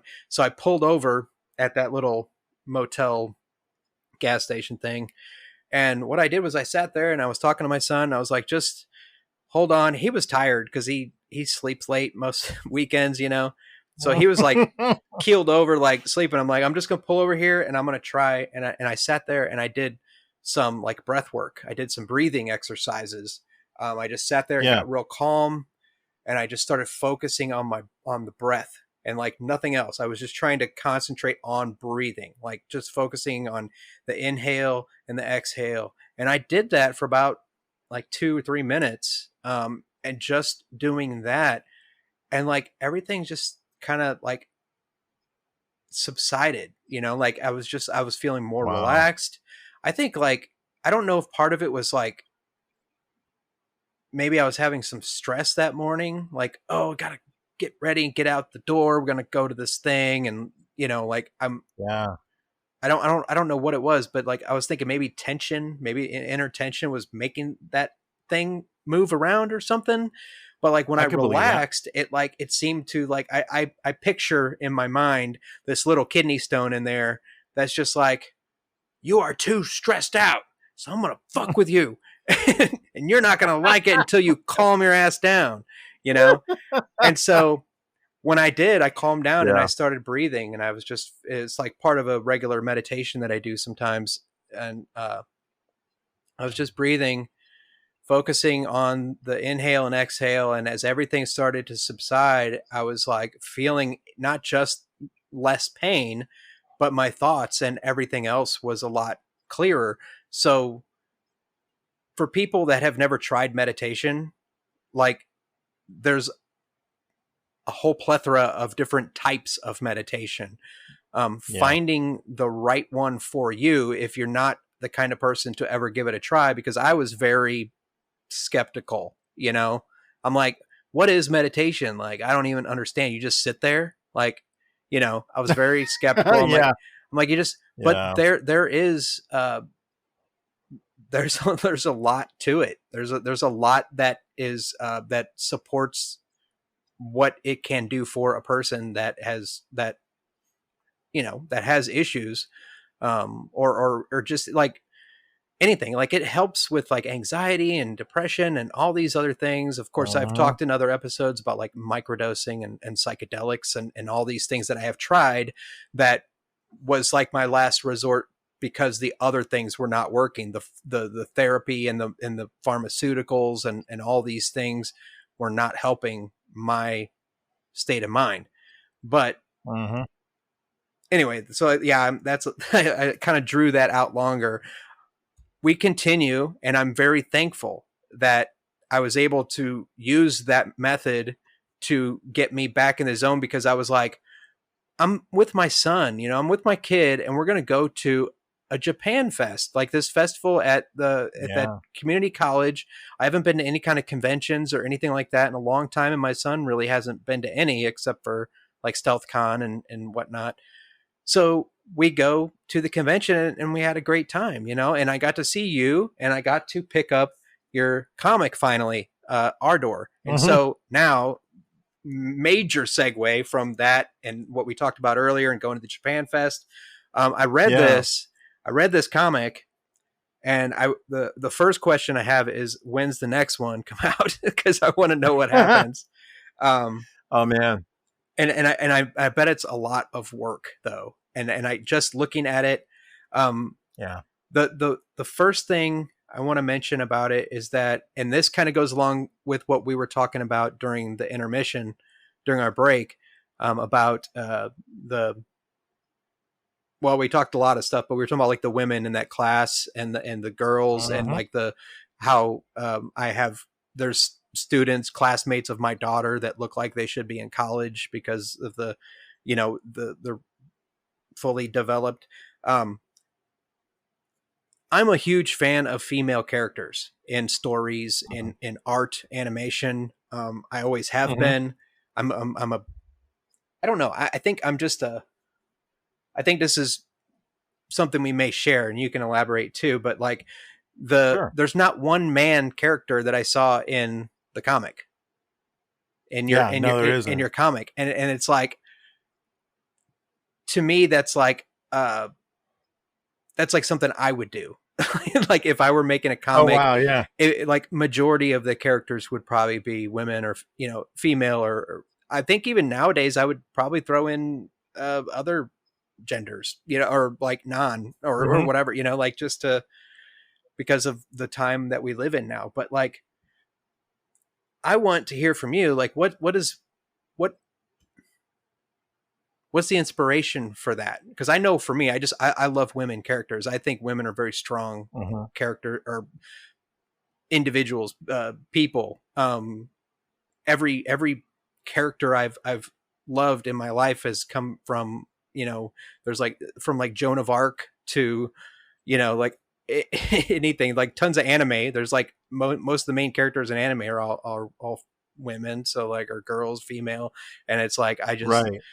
I my favorite characters are the women characters. Like, when I play a fighting game, like Soul Yep. Calibur or whatever, I always play the girl, like. And even when Oh back in the yeah. Yeah. day, Yeah. back in like the 90s and stuff, I'd play like Street Fighter or whatever, like I'd always pick the girl character, like Chun-Li or Cammy, or like, Uh-huh. I'm that kind of guy. Like, I want to be the girl. Like, I don't want to be a girl, but like, that's Right. okay too. Right. Like, but so yeah, so what's the I think what inspiration there? Where were you going with that, or what? so so this is kind of a, well, I'm trying to think of the best way to put it in a something of a summary, because the explanation can be a little bit long in the tooth, but essentially, so World of Ardor, uh, the genesis for all of this was, I had a comic book a while back called Pagan Zoetrope. That one also, two of the characters from it actually show up in that issue. Mandy and Melanie, Hmm. they help Leo get the chest out. Move the chest to the, yeah. Yeah. So it's a small cameo with those two in there. But that was another one where, and it was an interesting, or at least I thought it was, Pagan Zoetrope very much was based on my time in college, but I didn't want, I am not a fan of people that directly put themselves into their own works. Sometimes I think that sort of thing can cause a weird gyration of thought. Um, we saw that happen with the latest Star Wars movies, where the newer directors very much took liberties with the newer characters and sort of vicariously lived through those characters. I mean, J.J. Abrams in an interview once said, "What if Star Wars fans ended up in the Star Wars universe? That's how we got Finn. That's how we got Rey. That's how we got Poe." Oh. They weren't developed. You know, they were essentially ciphers, which I hate to say that because that's a that's not great for the actors. I think the actors were fine. I think that they struggled in that zone. But pulling that back into what I was doing here, I didn't want these characters to be ciphers directly for my stories. I wanted them to be vessels for it. So Mandy is essentially some of my attitude from back when I was in school, but interpolated with other women that I knew whom I admired, I was friends with, that I had class with, and the struggles I saw there. But I took what I remember them going through, which to some degree is a bit of a superficial move, but I took the aspects of the struggles that I saw them go through, and I put it in with mine. And I've had some people that read it. Actually, there was one guy, he read it and he said, "I didn't even realize till the third time I read the book that there's no male characters in this. It didn't even hit me." Because he's like, I kept expecting there to be something, but it didn't seem jarring. He's like, the little Asian lady that works at the store, everything there was, you don't see anybody, you know, you don't see any other ancillary characters that are anything else. Now, that's just issue one. Sitting over here to the side is a bunch of pages for the first volume. There's like, I've still got 90 pages to go. Wow. And that's, yeah, that's, I've got to get 90 pages done before NACACon. Actually, I've got to get them done by April 1st. So I have 6 weeks to get them to the printer, printed and back here, and then bagged and put together for the show for NACACon And when it's supposed to debut. and that's for what? You said it's for NACACon 2023, which is no, I mean like for the comic, like yeah, this is for Ardor Volume 1. So that issue you have there is basically the intro chapter to the rest of the story. Oh, I was wondering because it did seem rather short, but it was like very like it. Yeah. And I mentioned in the first segment of this show that like back in the day I read, you know, I have a huge comic collection, you know, and I was reading all the like Image comics and like Top Cow and like of course like DC. Well, I was never really that into DC comics, but like DC Vertigo had the other kind of like the different artists and writers, you know, like Neil Gaiman, who, you know, for Sandman and like that story. And I don't know if you've seen the Netflix special for Sandman, but I was blown away at how well it was done. Because when I was in the Marines, I told you too that like I told you, but we played Magic the Gathering. There was another guy I worked for in my very first shop that I was in. After boot camp, I was already, you know, I got to my first base that I was stationed at to start learning how to work on the airplanes. But they don't start you right away. You know, they're like, they won't even let you touch the airplanes when you're just a new guy, you know, because they're like, you're just going to break something and fuck it up. You know, like you can't go out there on the line. So what they do is they call it fapping, and it's different than fapping. What they fap you out to another shop where you can't do any damage, basically. So I worked in material control, which is basically supply. Like at my squadron, it's like the part of supply that's within your squadron that like the main supply on base sends parts that you need that you order that the shops individually order because they need a part for the plane to go get repaired. Well, like I was in the squadron and I would receive that part from the main supply.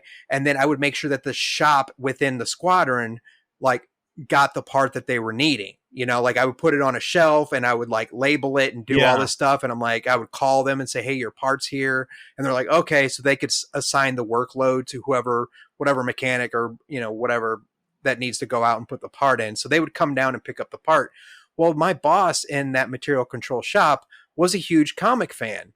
And I had heard, and we talked about comics because I had been collecting comics since before I went in, but I had never read The Sandman by Neil Gaiman. Oh.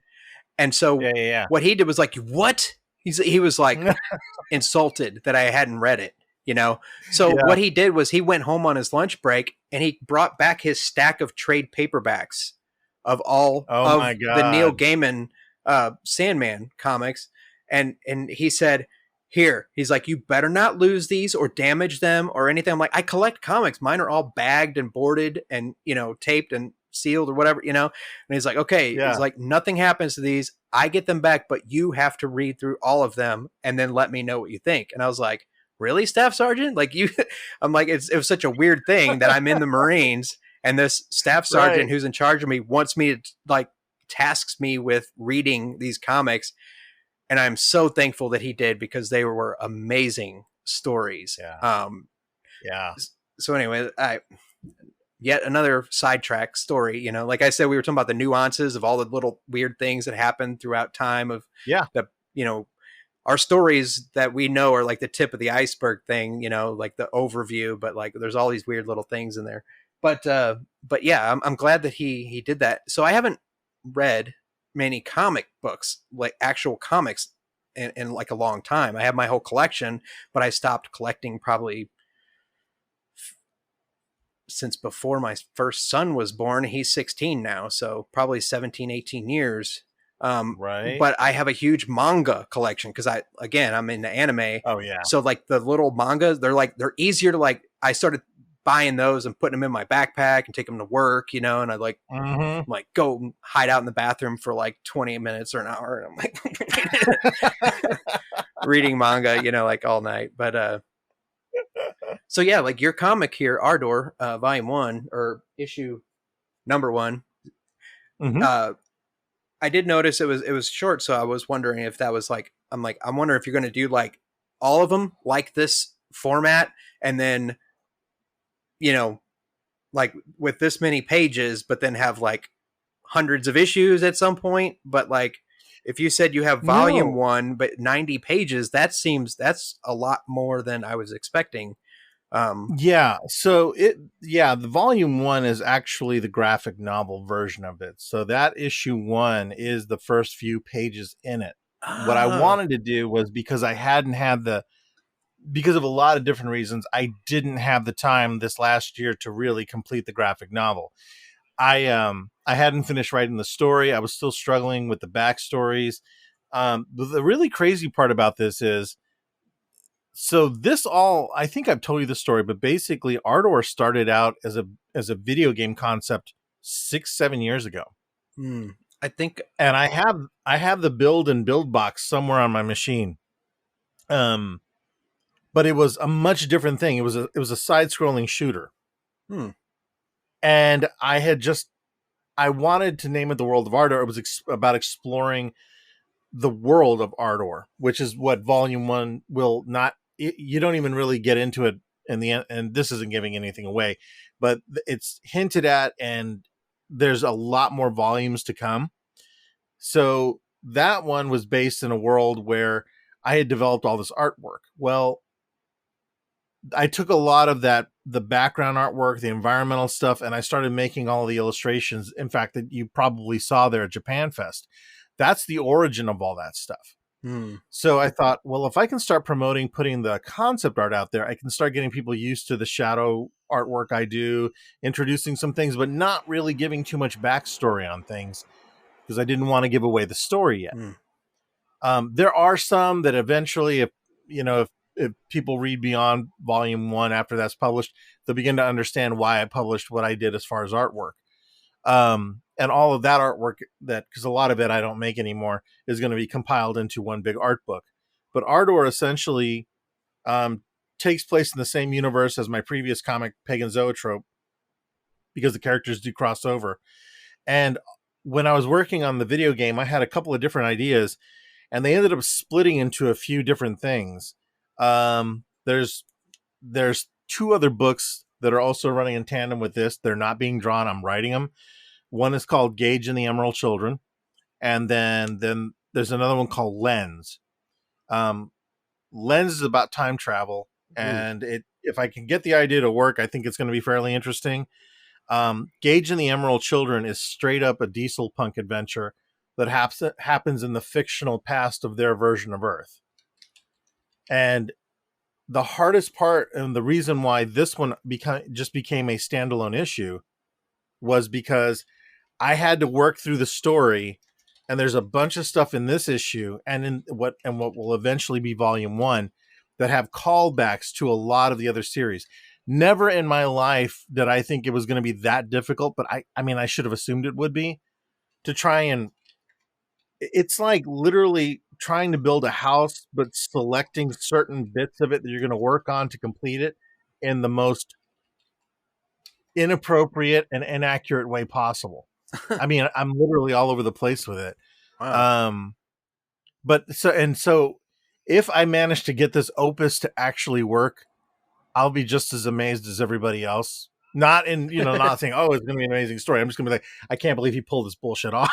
So, because it really is one where like I had to basically take the story of the two sisters in this book and play everything out. And there's like some other ones in there that like, there's another comic that deals with another female character.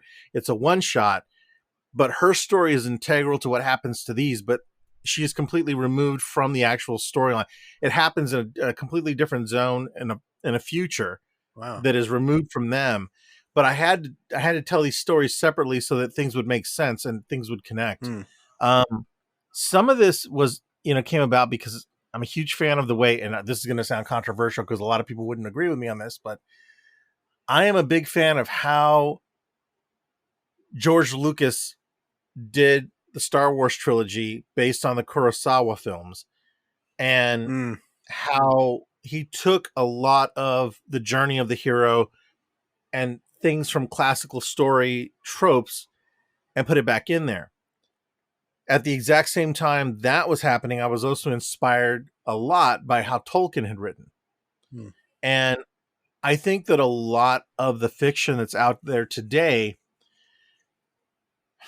will hammer people over the head with a specific sort of ideology, or we've seen this before. And I wanted to try and do something that was going to turn it on its head a little bit. And one of the things I was hoping was, just like with this one, I didn't really intend for them to be all female, but I wanted them to write them as human beings to the point to where you didn't really notice it at first, that you're just reading a story filled with female characters. Yeah. And so it's just little nuances like that. And I don't think you picked up that one. Issue 0 is the one right before it. Oh, yeah, so no. There is an issue before this one that was the test for it, and I can get that issue to you. Oh. But I think by the time you stopped by there, I was sold out of it. But it tells it from a different angle and leads into this one, the issue you have there. And I think that's been the biggest challenge, is trying to tell a story that at least on the surface face doesn't seem that extraordinary, but I'm trying to develop things in there in a way that it pays off later down the line for the characters, and you can go and call back, and it's that much more of a human story. Yeah. Wow. I got that aspect of it when I was finished reading it. I was like, wow, this is like, and like you said, like that person that read it like 3 times didn't realize that there wasn't like a male character until like the 3rd time. I think I realized it fairly quick at the end, because I was reading through it. And I was looking, because I'm looking at the artwork at the same time, and looking, like facial expressions and everything, which I think were really well done. Like I'm liking the characters. I like the younger sister. she, I, like, I Olivia. like how they're watching the monster movies, and like the TV has the like almost like the Godzilla esque character monster, Yeah. and they were talking about that aspect, like all stuff I can identify with, and I'm like, oh, that's awesome, like, uh, and then once I finished it, I was like, oh, I'm like, Mario really likes. He's a lot like me. He likes the female characters, but like the thing that you just mentioned about how it doesn't seem that like extraordinary, like it's when you're reading it, you're like, you can identify with the characters because they seem fairly regular, normal people. Like they Yeah. are just normal people, and they're like, like we were talking about earlier about with the whole mental health and all the various aspects of we don't know what's going on in someone's life. There's the thing that jumped out to me reading this issue was that you do when I was talking earlier about like we need to break that stigma of like mental health, like it Hmm. needs to become more open. It needs to be more apparent and just like a regular topic, not like some taboo thing, where someone Yep. has issues, and you bring that to light through these characters because the character starts off and mentions like anxiety and things like that. And it's like, Hmm. that is like totally relatable. Like, and that's what's, I think is gonna, that's what I'm excited to see where it goes, because I'm like, okay, I'm already attached to the characters, and I want to see what happens and how they, go through what's coming next. Like I want to find out Yeah. because it's like I Yeah. think that's what we need to do as creators. Like I'm creating a show and I want to talk openly about mental health. I love your comic and your artwork because it's like you're bringing that aspect to your art, and making it an Yeah. open format, open thing, and that everyone can see is that we all have issues somewhere, like Hmm. everyone does, and we need to talk about it more, or just it needs to Right. become a normalized thing and not so. I mean, things have changed, I would say, in the past 10, 15, 20, 30, 40 years, definitely, like uh, you Hmm. weren't allowed to have mental health issues back in the 80s, like it wasn't. Oh God, no. Yeah. Now you Yeah. can say I'm not feeling very well, like I'm having a major, anxiety attack or something like that, and Yeah. you know you should be able to say that and then have some kind of like safe, I don't know, like Oh yeah. space, or it sounds corny or whatever. Some people will be like, that's BS. You need to pull yourself up by your bootstraps, kind of thing. But that's like what I grew up with, like that's why I was like, Oh yeah. Yeah. that's Yeah. why I pushed myself way too hard to become what I thought was successful, because of like constantly Yeah. thinking I just need to do better. I need to like, get through the Yeah. day. But it's like you can only do that for so long until your whole world comes crashing down. And so your characters in the Yeah. comic, I want to see where they're going and how it plays out, because they're open about like, it's like you like the younger sister Olivia is like, is that, did I get that right? Yep. And Yep. she's like, uh, telling the sister like, are you done being grumpy? Like stuff. And it's Yeah. like, yeah, you can joke about it too. I mean, if somebody Yeah. is like having a, in a certain mood, you can be like, are you done being grumpy? Come watch a monster movie with me. Like, yeah, Yeah. like that's what I want. I'm like, if I'm feeling bad, like, come on, let's just go watch Godzilla or something, or some anime. And it's like, Yeah. Well, and dude, that's the whole thing with this is that like, and I'm not saying that, by any stretch of the imagination am I some sort of Pulitzer Prize winning, writer. That's not at all what I'm getting at when I say this. But a lot of times when I would read books today, there are some phenomenal writers out there that can write shit that is insane, and well done. But there is a dearth of things that, believe it or not, like there's a manga I'm actually reading called A Man and His Cat, I believe is what the English version of it is. hmm, But it's an older gentleman that adopted a cat that nobody wanted. That whole book is steeped in insecurity, ageism, death, acceptance, and loneliness. wow. And it is one of the best freaking mangas I've ever read. And I picked it up on a lark just because it was an older guy that adopted a cat. Hmm. And I'm on volume 3 of it, and I love it. And it's really that blew my mind in that regard. And I've been surprised by more of that stuff coming forward, not necessarily here in America, but in other places, especially Japan. There has been a rise in that.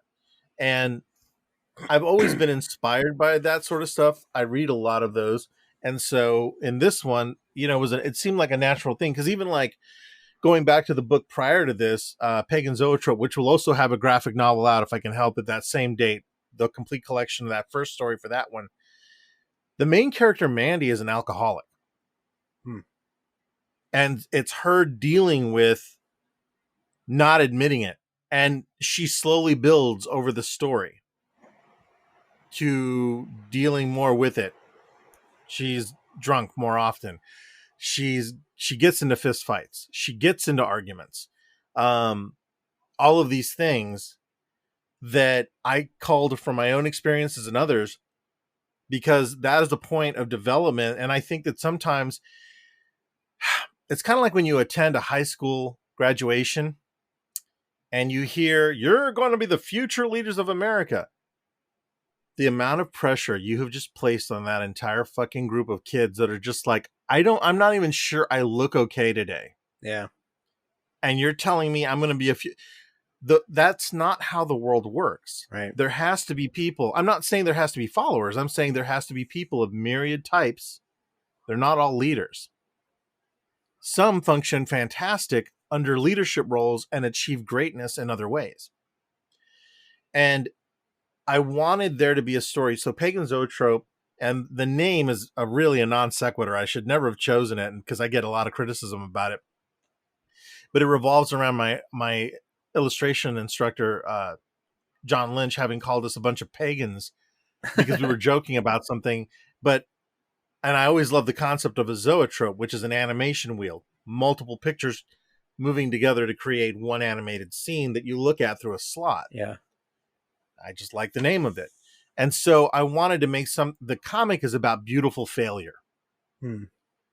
I have been obsessed with that concept because there were a lot of things like and it's weird that same theme plays into another book that I'm working on. But the idea that there was all this aspirational stuff, like the promise of the 1960s with the jet age, and you'll have a kitchen where you'll push 3 buttons and your whole day's work will be done or whatever. Yeah. We never got that. It never came to fruition.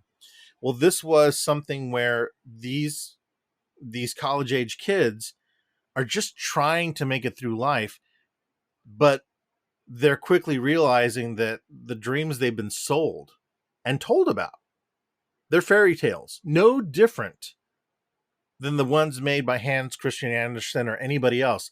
They're not real. Right. And you have to find your own way. It doesn't mean that the path of the hero isn't real. It just means that the way that it's been embellished and told isn't how your life is really going to go.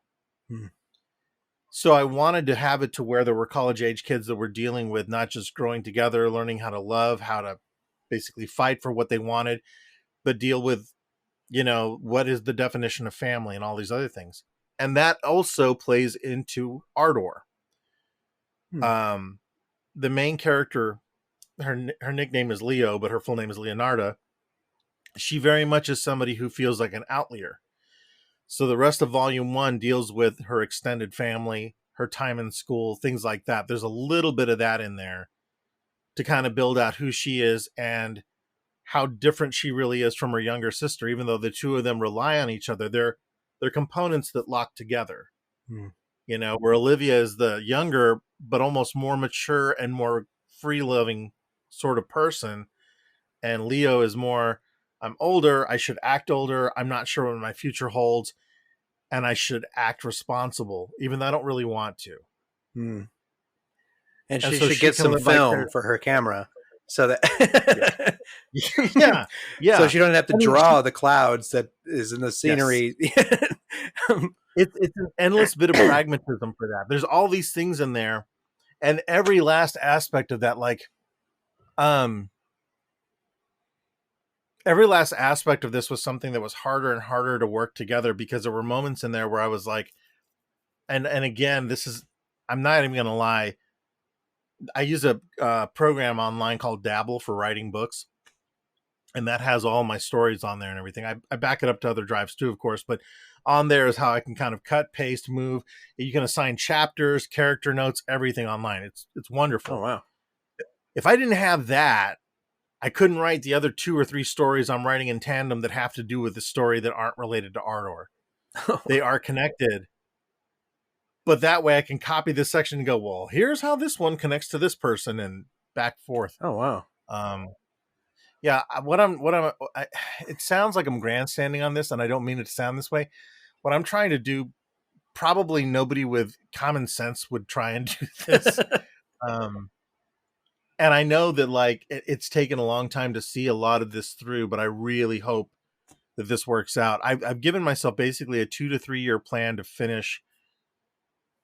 Ardor will have 5 books total. Pagan Zoetrope will have 4. And then Lens will have 2 books. Gage and the Emerald Children will have 3 books. And then there's a couple of other one-shot issues in there that connect all of them together. Oh wow.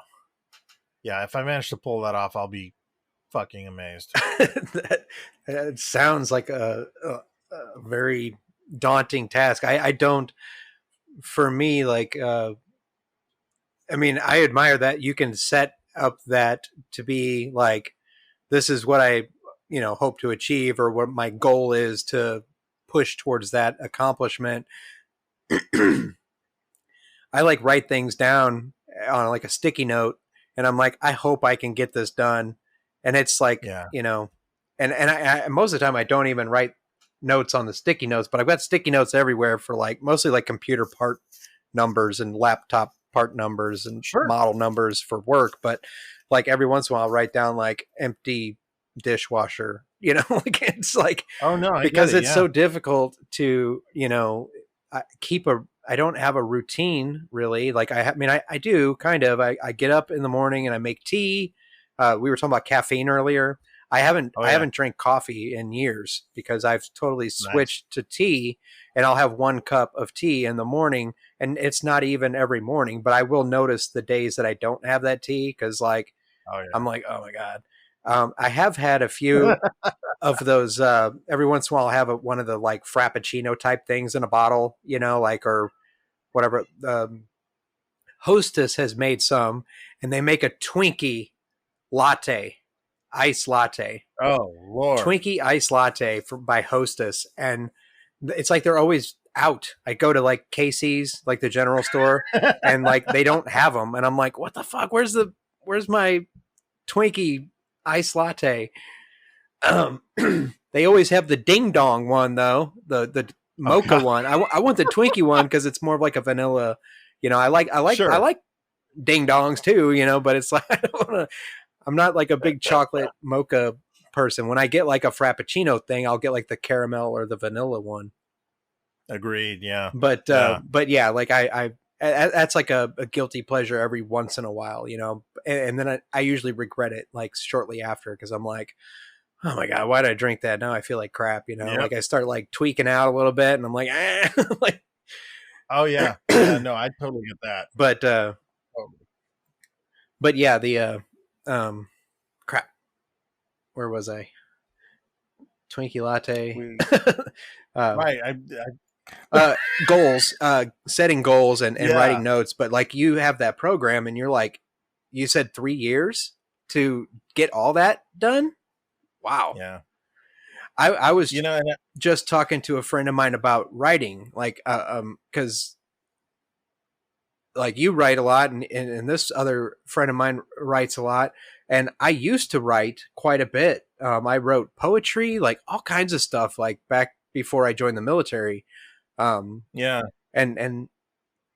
something that resonated was when you said the character in the Pagan Zoetrope comic was an alcoholic. I was like, that was me before I joined the military. I didn't see myself going very far because I wasn't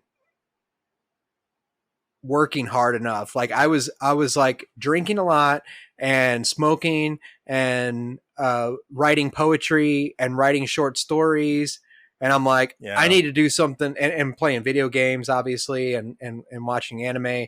I was like, I need to do something different. And so I just went off the rails and joined the Marine Corps, like t- totally normal thing to do, just Yeah. let me just go ahead and leave everything that I know behind. And but I was struggling too. I was working at a sandwich shop. I was like St. Louis Bread Mm-hmm. Company, and I was like making sandwiches all day, and I could barely afford my rent, and I definitely couldn't afford any more college classes. And so I was like, I need to do something different. And I was ready to do travel and get out of town and all that stuff. I'm like, I had nothing else. And I was like, it just seemed like the right thing to do at the time. And like I said, I don't regret it, and I learned a lot and gained all this experience from all my travels around the world. And it got me a job at Boeing, and it's like different stairs or different stepping stones to whatever I am now. I don't know. Like experienced person who sits at home all day. I don't and records a podcast. Oh man. Well, I think sometimes, and this is something I learned from an older artist some time back. He was talking about how if you're a multidisciplinary person, he said, the term is jack of all trades. But he told me about a word. He's like, it's not used very often. It's actually in my signature on Twitter, I think. But a heptatechnist. Hmm. And I'd never heard that term before, but it's essentially somebody who's technically proficient at multiple facets that are unrelated. Hmm. And I liked the term a lot, to the point where I actually took it initially to use it in a story. But he was saying that if you can take things that you have that you're a lucky person, because you can take these different facets of your aspect. And because most of us are taught, if you know that maybe we just have ADHD or ADD or whatever, that we have no concept of how to unify our path, and we feel like we're going 6 different ways or a million different ways. So he had this thought process that helped him, where he's like, if I'm good at this, this, and this, how do they blend? Hmm. How do these 2 things come together? How do these 3 things come together? How do these 7 things come together? And out of them, which ones work the strongest together to help me gain footing and achieve this other goal? A microcosm of that is on the front page of that comic, there's a poem written by Leonardo in there. Mm-hmm. Well, I wrote that poem some years ago, probably 4 or 5 years ago. Huh. I was inspired by an abandoned house here in Kansas City. And so then I got to thinking, I'm like, well, wait a minute. I don't really have any intention of directly publishing my poetry, but she can write it. Ah. So going vicariously through there, it gave me a reason to give her something to chronicle her life. Beyond her journal, she will sort of draw in there, but she'll mainly write poetry and notes about what she wants to accomplish. So it gave me a way to drive that Ah. narration in there. Um, and the more I thought about that, I was like, well, mental health is a huge thing for me. So that echoed somewhat in Pagan's Zoetrope, but it also really starts to echo in this one, and it will moving forward. Um, and there's one character way down the line that specifically really deals with that a lot, but um, and I just kept thinking about how like to what we were talking about earlier, the more life experiences we have, the more he was saying you end up literally with an arsenal of things that we think are so discombobulated that have no connection, but the connecting factor is us. Every single last experience you've had in life could literally mean, your inner voice goes, why am I not taking the time to just outline what I would put in a book about my experiences? Because certainly somebody else in the military, somebody else who's run a PC shop, somebody else just my age, my gender, whatever, would like it. Yeah. And that's taking everything, because your path was so different and so unique and uniquely your own, taking that and turning it into something positive that is essentially, and I was like, when he said it, it kind of like sent chills down my spine, but he said, it answers the question when we don't know what our legacy is. Because he's like, so many people today just want to be remembered and just want to accomplish something that they can be proud of. Yeah. And if we embrace who we are and put our creative, our planning, our action into that, people will totally understand that. They'll want to hear more.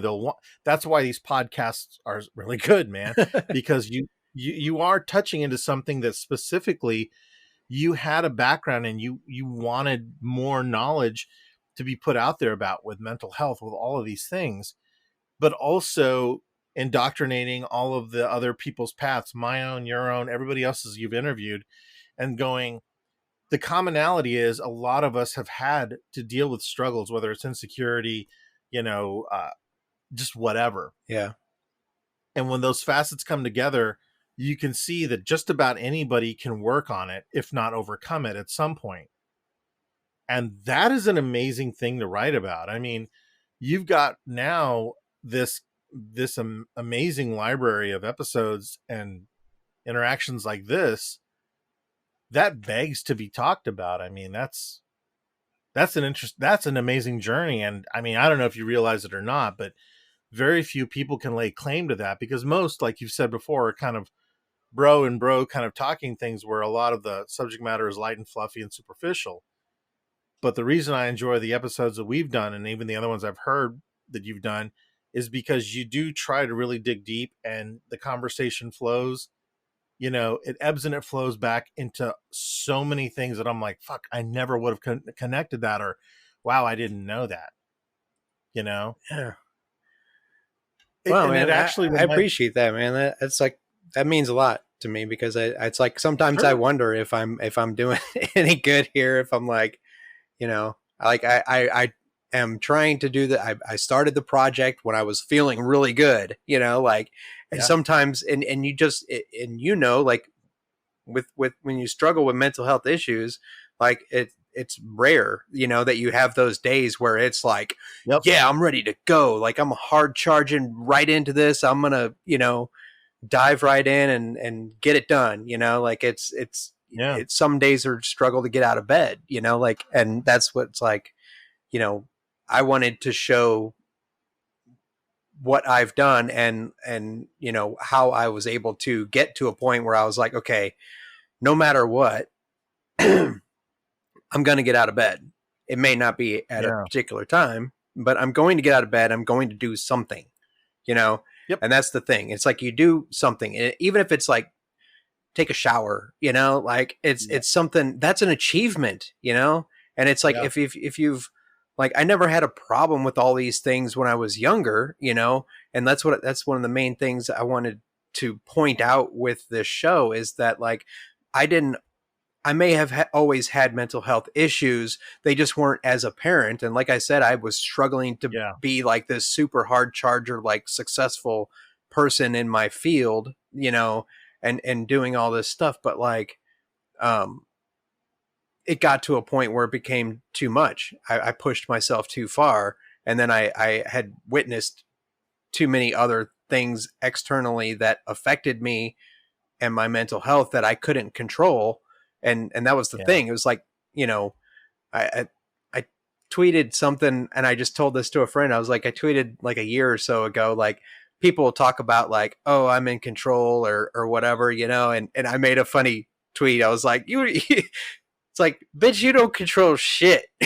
Like, you ain't in control of shit. Like, even if your life is going really great, like, that's not even really all you're doing. Like, I mean, some people can take pride in accomplishing things, but like a lot of times people that are like successful, like billionaires and all that, like they're there for whatever reason, like they may seem like they're all calm and collected, you know, when like in front of a camera or something like that. But like some of these just random people on Twitter that just talk shit, you know, and I'm like, Yeah. and I that's what I was doing, was basically like doing one of those um what do you call it when you do a tweet that's a uh damn it, I can't remember the name. It's not a quote tweet, but it's like I'm doing a subtweet. I'm Oh subtweeting yeah, yeah, someone yeah, yeah, else, you know, that I yeah. saw randomly, and they don't know who they are, or even know who I am, and they don't know that I sent this tweet. But I meant that person when I was sending it. It's like, bitch, you don't control shit. You know, like, Yeah, it's true. Well, that I think that's the thing too. You know, like we all want to think we're today. in control, but Yeah, you know, yeah. That's the whole thing. That is the whole thing. And it's a wild. I think that one of the scariest things too, and this is as I've gotten through more and more. There's plenty of days where I will completely miss. You know, where I will completely. Am I going out on my camera again? yep, Oh, you let me froze check the up. setting here. It's on toner. Let's see here. Yeah, it's stuck on that. So I don't know. Do you want me to keep going? Sure. Yeah, we Sure, might as sure, sure. well. No, essentially what I was going to say was that I think that there's a lot of people that they crave that they say they crave control, that they want that sort of thing, but I think what's more important is that people want order, which isn't necessarily control. Mm, And I think that that is essentially why there is a lot of weirdness, division, anger, anxiety. I would love to know that, hey, I had X amount of mm, time that I was going to be alive, or I would know what the future was, but that's just not how life works. And and right. that's okay. But it took me a fucking long time to get to that point to even realize that. And I'm still not totally convinced that it's okay. You know? Because I there are mornings I wake up and I'm like, and this is genuine. I'll have like stayed up all night working on something. I'm feeling pretty good. I got a blog post done. I managed to actually switch the fucking laundry. And I wake up the next day, I look in the mirror, I'm like, you piece of shit. And like it's this terrible thing where I'm like, God, why did I suddenly swing low at myself? Yeah, And it's that self-destructive aspect yeah. that I can't stand. Uh, But I understand where it's coming from. But when I say that, I know that it's from years of either having been, having dealt with other people's opinions of me, or maybe I just thought like, well, nothing went the way I wanted it to, so I can't possibly be the success I once thought I was, or I can't ever succeed in the future. And those narratives are so dangerous because it's exactly what keeps us down. mm, Um, and yeah. so, That's what I had. Like a lot of those same similar along that same line, like almost like exactly like I would have so many down days versus up days because of like the whatever, like the meds I was on, and the yeah, state of being I was in. Like I would literally lay on the couch looking inward at the couch because I was laying on my side and tucked into a oh ball man, and looking and thinking about how horrible yeah, everything was, and how did I get here, you know, like I was like, how did I get to this spot? I had everything figured out at one point, you know, or right, I thought I did. That was the big mistake, was thinking I had it figured out. And then when there's like a huge like obstacle put in your way that proves to you otherwise, that's the, you know, the joke about that tweet is kind of on myself too. I don't have shit figured out. You know, I thought I did. And as much as people think that they do, like it can come crashing down at any time. So you have to be, I mean, I don't know how you prepare for that, but you just have to be yeah, aware that at some point shit can go sideways and you will feel like, you know, you are losing your yeah, fucking mind. Like that everything, like I mean, there was times where I was laying there in that like fetal position on the couch looking inward, looking, you know, like just eyes closed, looking inside and thinking, where did I go wrong? what brought me to this point, all these different things. And then like the thing was, it was that I had myself convinced that at one point in time I had it figured out, instead of constantly just trying to be better along the way, no matter what the other things, like instead of just saying like, I Yeah. fucked up or whatever, like it was things like, instead of taking one obstacle and saying like, that's life is obstacles, let's just work.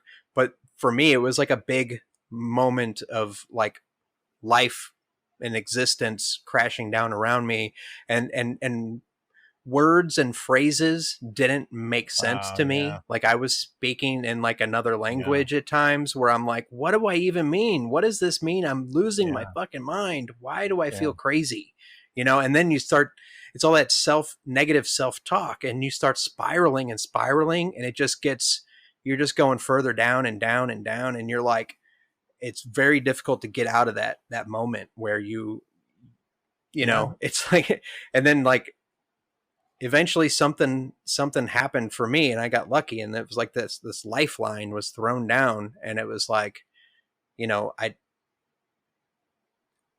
I kind of, I don't know, I don't, there was a lot of different factors that came in. My wife was a big one. She literally saved my life a couple Hmm. times. Otherwise I wouldn't be here today to do all this Yeah. stuff. So big shout out to her. Thank her for saving my life.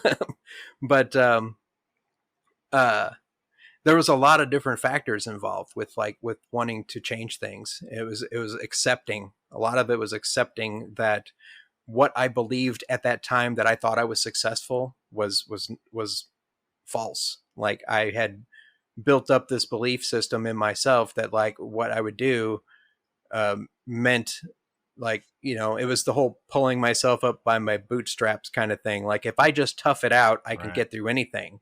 It was admitting that I'm weak Yeah. in areas. It was admitting that I struggle, admitting that everyone struggles, and that there's people have good days and bad days. But it was like, it was a very long journey. So I mean, it goes on, and I've talked about different aspects of it here on the show. But yeah, it's when you're in the depths of these things where you can't even understand your own like native language that you speak. Like those are the times where it's Hmm. like, okay, and that's why I joke about like things when somebody says like, I'm in Yeah. control. It's like, just you Yeah. wait, like it's it's gonna get Well, and crazy if you just keep, if these people keep yeah. pushing themselves to like be this whatever false sense of success Yeah. is, Well, I so mean, I know that, like, the older I get, the more I begin to accept that, there are so many things in this world that I could never have accounted for. So many things that the more time goes by, I'm like, I never in a million years thought that I would witness this, see this, or anything. And I'm not even talking about, like, you know, things that NASA would discover or something like that. I'm talking like just day-to-day things, you know. Um I mean, for God's sake, they yeah. legalized marijuana here in Missouri. What, yesterday or today? Oh, I know.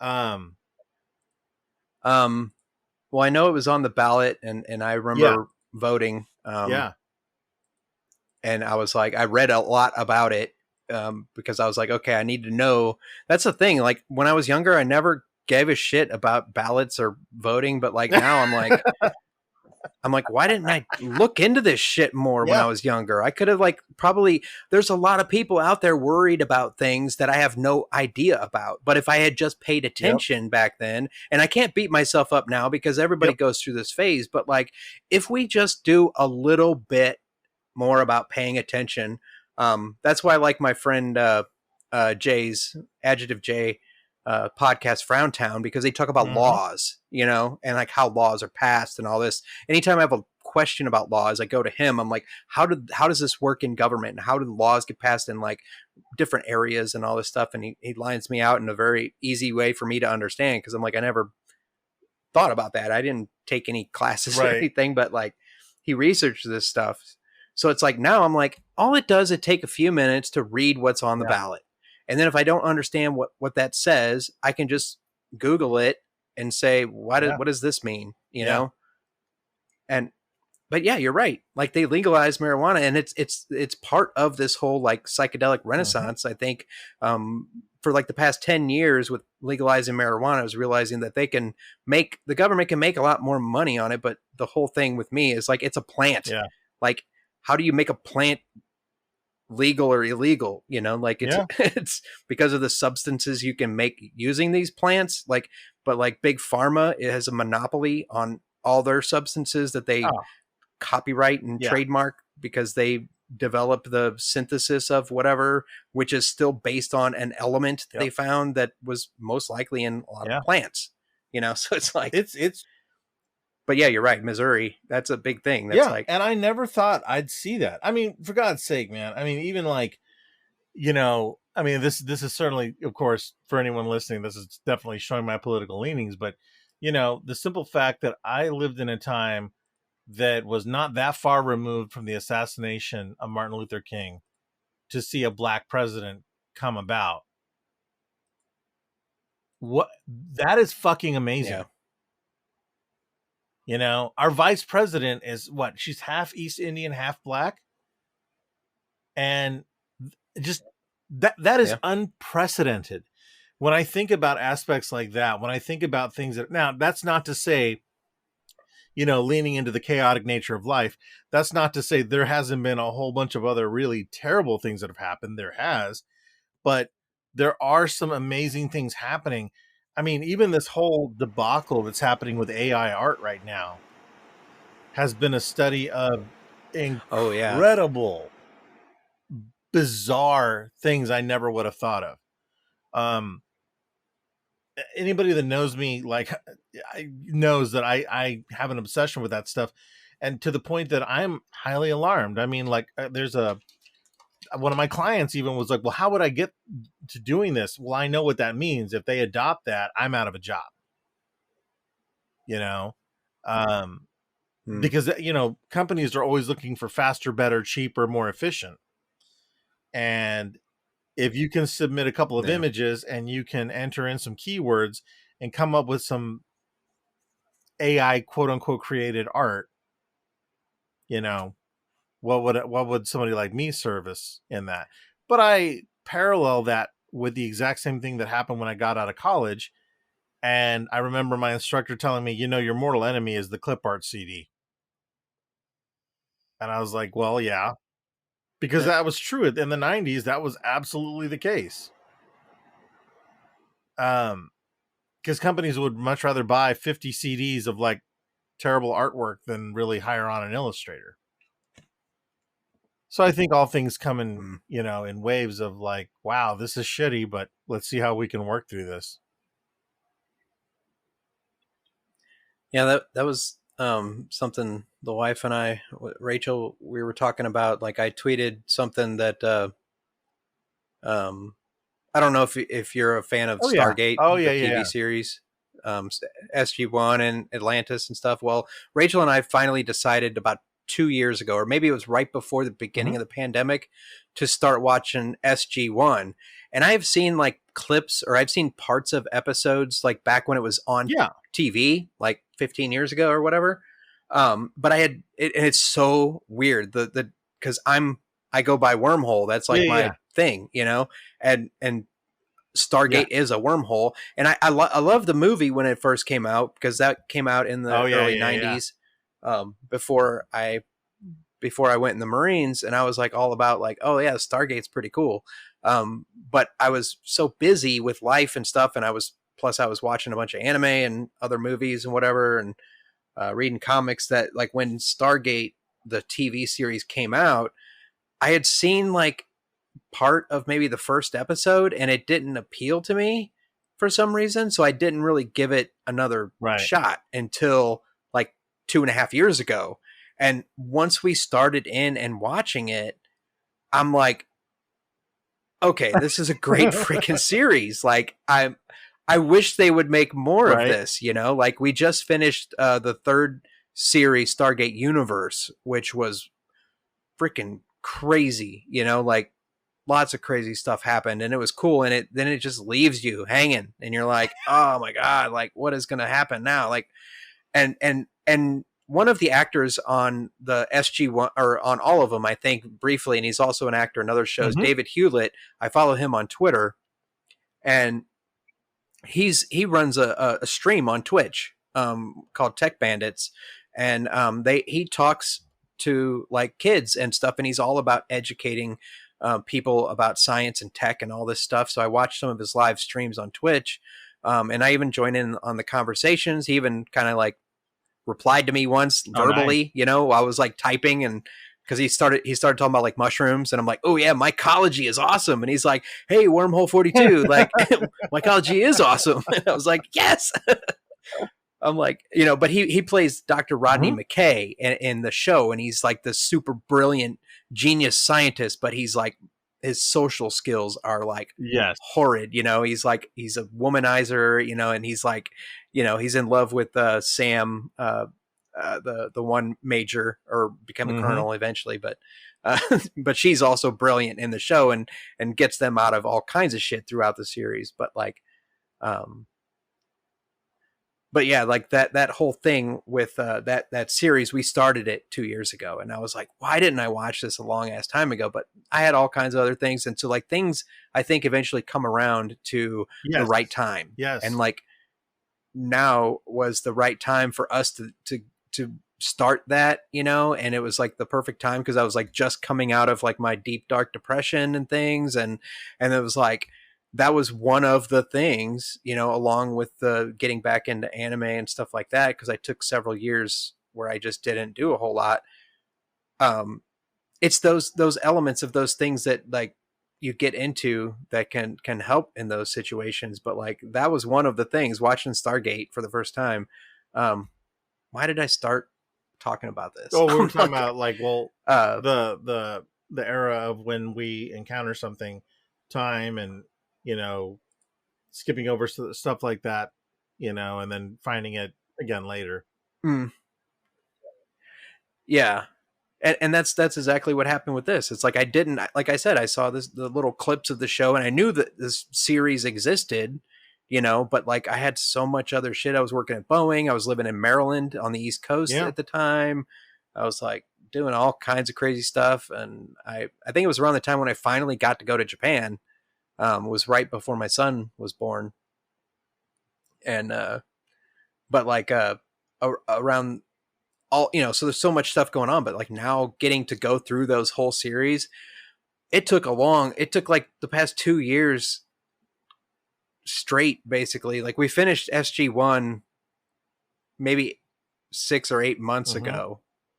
It's been a while, because we picked up, I was watching like there's a website that tells you the proper order to watch them, because when they were airing on Sci-Fi, right when Atlantis started, there were still several seasons of SG1 to go. So they kind of they didn't overlap necessarily, but they like played one episode after the other. And even though they didn't connect right then, but like every once in a while, there was an event that happened in one show that when you watch the other show, the other series, you'd be like, oh, I see what happened there. It kind of tied over, but not really. And you're like, but it made more sense. And you're like, oh yeah. But yeah, it's an amazing show. And it's funny that I'm now connecting with that actor, because I was like, there were several episodes where I was like, you know, this actor, he's kind of a jerk, you know, but like he's very good at acting like this. And I know he's not really like that in real life. He's just good at playing that character. And then seeing him doing a live stream, kind of like if, you know, someone were to watch us talking, doing this podcast, you'd see that, you know, we're not that character. We're not a character. We're just a person. And he's doing all this great stuff. He's like he's really into like educating kids about science and tech and all this stuff. Oh, the thing is like, he tweeted something recently, or retweeted, was the, going into the AI art thing. Something I looked at was, a company in Germany has made these giant wall printers that can print out art onto like a big open wall. Oh my God. My questions is the artist that created the original image in any way reimbursed for, like, are you just able to print whatever you want to print? Like, can you just, my main thing was, I was thinking, if you had like a JPEG or something of an image and tried to print it out at that scale, it would get so freaking zoom out, blurry, like, it would have to be like a vector type thing, I would imagine. So I imagine the input to the machine, the printer itself, that can print on that large scale, it has to have some way of like either upscaling or has to have it in a certain format that can print at Well, that scale. I don't know. What do you think about there's a that? couple of things of thoughts on that. First, one thing that a lot of people don't know is that for years, especially when the web became a thing, really when broadband really first came around, this is still held today. Art directors and hiring companies want the highest resolution images you can get. It is not uncommon that there would be a link to Dropbox or something like that that is connected to images on your website that would be 300 dpi high res printable thing. Conversely, to do wall art, it doesn't have to be 300 dpi. Your average billboard is printed at either 72 or 96 dpi because it's large format, so you can see it. So low art actually is superior when you're putting it on a big Oh. wall. Our eyes interpolate with our mind and fill in the details. That's one of the advantages there. To your point, though, I think that they're already having a lot of problems because one artist did manage to train the AI to reverse engineer images that are making the circles out there right now. He was able to figure out that there were I think he identified, this is hilarious, and I was like, this is some Sherlock Holmes shit here. I think he was able to identify 30 or 35 artists' styles specifically because when AI samples, and you probably already know this, but when AI samples to create their new art, they're cultivating and pulling from multiple sources of artwork, styles, whatever. All of that art is signed in most circumstances. AI is not smart enough to overlook a signature, whether it's drawn in kanji, hand signed in English, it doesn't matter. And it takes that and adds it into a lot of its creations. Well, he was able to take that and let it look for those and compare it across the web with any art that might have had that in there. And he was able to discover that artists like Brahm, there's a lady in, I think she's in Malaysia. She's one of the top manga artists right now. Her entire style was utilized. He was able to identify 300 of her illustrations that were fed into the AI neural network to help generate avatars. It was frightening how well he managed to pull this off. But he was saying what's more frightening is how many more people did I not identify whose artwork has been put out there, you know? So I think that there's a lot to be said there. Yeah, it's not impossible to take anything and do whatever you want with it. I mean, like, it's just the reality of it. I mean, Yeah. even well before this, I am reminded of a story of a guy that I worked with at Little Caesars in Sedalia. He was like an accounting major or something at State Fair, and I remember I will never forget this day. It pissed me off so much I even remembered it was a Wednesday. Just ruined my damn Wednesday because he came up and he said, "Hey, you're an artist, right?" And I was like, "Well, I'm going to school to be one." He said, "Well, I got a question. So I bought this really cool sketch," and he had a manila folder, and there was this sketch. It was already starting to smudge a little bit of Marilyn Monroe. He was a fan of Marilyn Monroe. And I was like, "Oh, okay, well, that's cool." And I was like, "Oh, so he supported an artist and bought this." He goes, "Yeah, I got it off eBay. What I want to know is what is the best way to reproduce this so I can sell copies of it on eBay?" So immediately my relief went to like, you jerk. Damn. And his intent, I tried explaining to him, I was like, you understand, you did not purchase the rights to do this, not from Marilyn Monroe's estate, not from this guy who created this artwork. You're literally just making a copy and you're going to sell it on eBay. And he's like, yeah, but I bought the art. And so I was like, but that's not how that works. So, and if that was happening back then, right. This is a good 25 years ago. You know, it's not like we suddenly had a shift in morality for people, you know?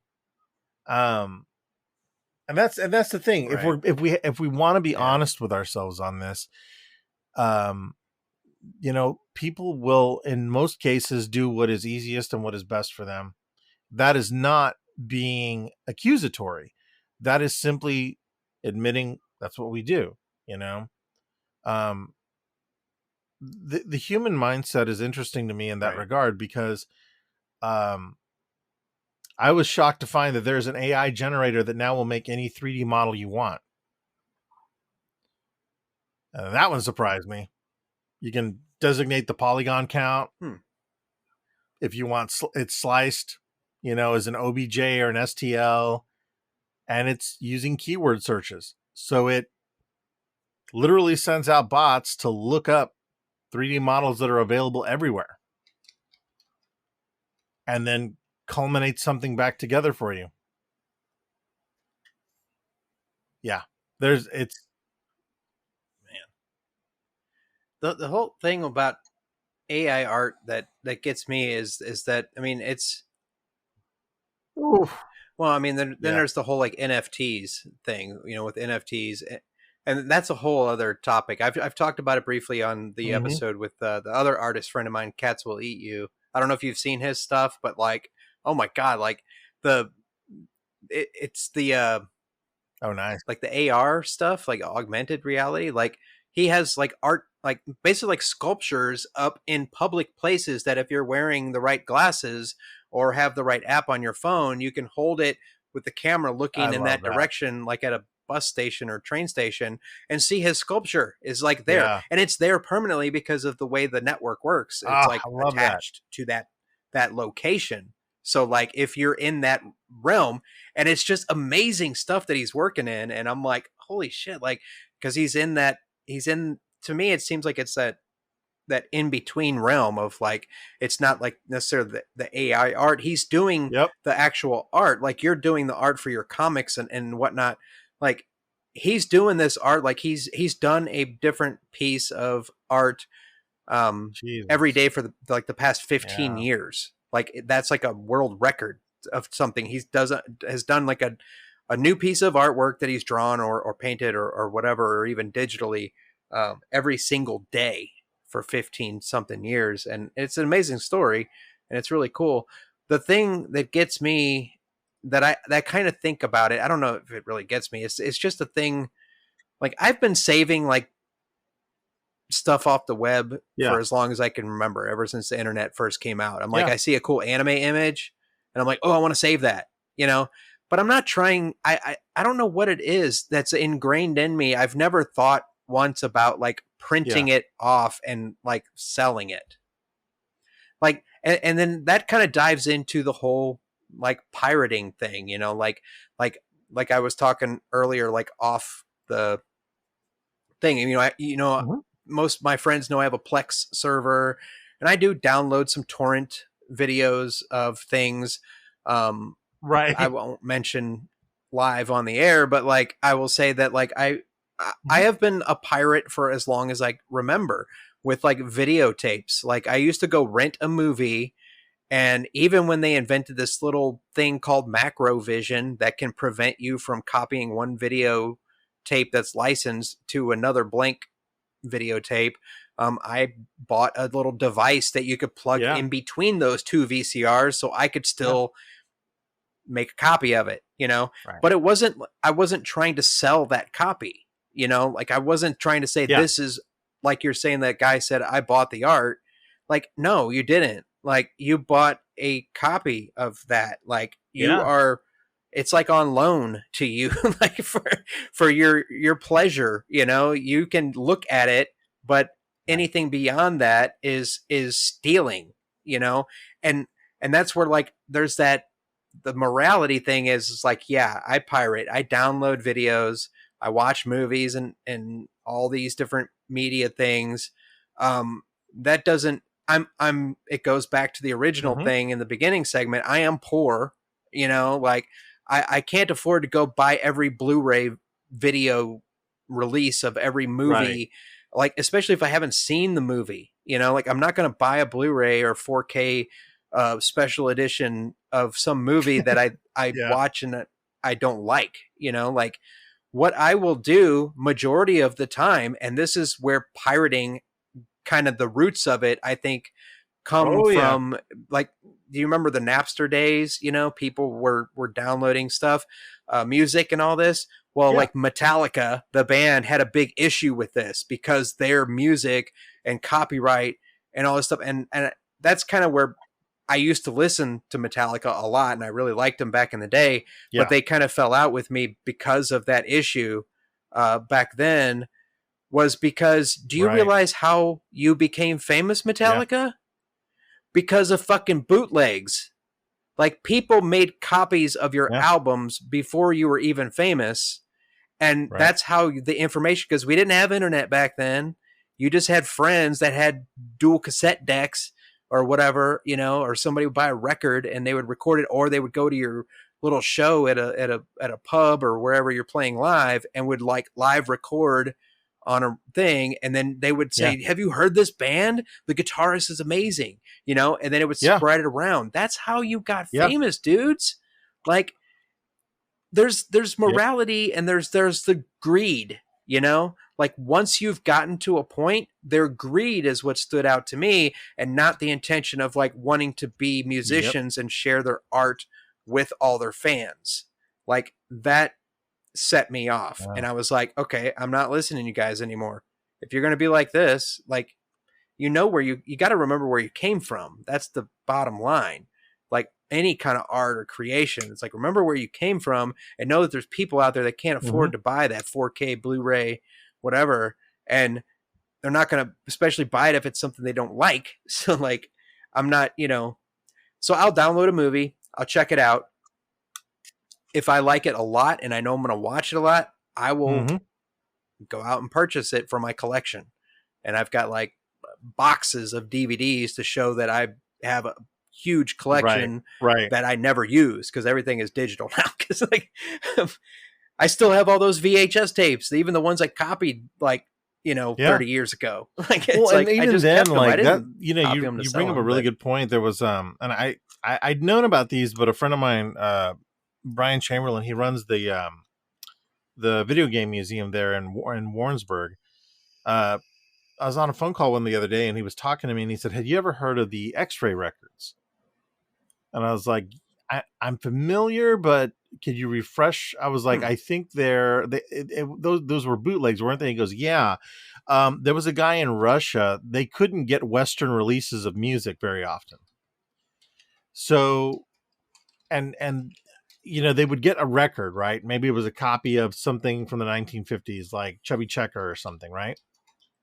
Well, the song was popular, but he said it really hit a fever pitch whenever Jimi Hendrix and the Stones and all these other bands from the late 60s and early 70s were coming out. He's like, there was a demand for rock and roll. There always had been, you know, in the Soviet Union, but you couldn't import things. You had to smuggle things in because a lot of Western influences were considered terrible. And from what I understand, there was one guy who found, he was like, well, I want to make copies, but I don't have a machine. I don't have access to the vinyl to do this. He started finding discarded x-rays from hospitals, and he pressed into that. Brian has one now in his collection, and he's like, it sounds like shit because it's an x-ray, but it's crazy, dude. Every single record is unique and handmade. So you might get a femur, a rib cage, part of a skull. That's the print that is on the record because it's it's janky, but it was how music spread over there because no American company had the capability to bring that over. And I find stuff like that, like the Wow. history of art, of piracy, of trademarking is stunning and bizarre and wild. Um, I just like Disney, trademarking their Yeah. version of Winnie the Pooh or any of these things. Um, it pri Yeah. Yeah, It seems like it connects and it branches out into like yeah, all these different areas. Like it's like one thing leads to another and it makes it. It's like when you're like mentioning like the Winnie the Pooh, and it's like it reminds me of. Oh dang it! It must be getting late because like now yeah. my thought processes are like they're all melding together. Oh yeah, yeah, yeah, I'm like, yeah. oh, I had just had a great idea, but like, wait a minute, like, what was I thinking? Okay, but yeah, like Mm-hmm, the X-rays, like music on mm-hmm. X-rays, like it is bizarre. Like it's like, and the whole process of it is like I think it is like our human nature to find a way Yeah. to adapt to be able to learn more, or find more new ways to connect to things that we've heard about, like like I said with the Napster thing and all that, and like how bootlegs were passed around, like that can connect also to things about like you know, when I think of bootleg, like my initial thought is bootlegging an album, but I know in reality, bootlegging comes from Yes. the alcohol and prohibition time period, you know, and it's like it probably even stems further back than that. But like bootlegging, the bootleggers were during prohibition, like were how you Oh were yeah. getting your alcohol, and and that's like and that stems it branches out into all kinds of other things like all the things that have happened in this country since back then and how far we've come to today, and then connecting again to that same branch when you were talking about how now Mm-hmm. cannabis is now going to be legal for recreational Right. use in Right. Missouri of Exactly. all states, like there's other states, so it all Well, comes back around. So it's like yeah. all connected. That's one thing I think It I've really, learned is that everything is kind of connected in a way, if you really and take the that's through time, I mean, physics history and is everything stunning like else. that. I mean, you bring up Prohibition. I mean, I know this for a fact. I have a family photo of this guy. A great great uncle of mine was a whiskey runner. And I didn't know that. I mean, there's been movies that have come out about this now, but those guys were the foundations that became NASCAR. That is how NASCAR came about because Oh those wow. same guys, after Prohibition passed, they were fast. They had fast cars and they were built to spec so they didn't break the law. They didn't look innocuous. Well, what the hell is out there on NASCAR right now? And I found out about Wow. that speaking about talking to people who have interests outside of our thing. When I worked at Enterprise Rent a Car, there was this dude that he was completely NASCAR'd up. He had patches, everything. It looked like I was going to drop him off at a fucking NASCAR event. And I liked NASCAR a tiny bit. Like I liked, of all the people I liked, I knew about Dale Earnhardt and some of those guys. Um, and he was like, "Oh, okay, so you're a Yeah. populist on that." And I was like, it was kind of a quiet drive until I said, "Dude, so what do you like about NASCAR?" 45 minutes later, I had the entire history of NASCAR and how it connected to prohibition runners and why the vehicles are done the way they do, Wow. how, one guy's death led to more stringent things and views on seatbelts, on neck braces, on suspension builds. It was insane. Yeah. Damn. Yeah. Like public, like safety, like driving safe, like so that. Mhm. Wow. Fuck. That's like it is all connected. That just proves what I Yeah. was saying because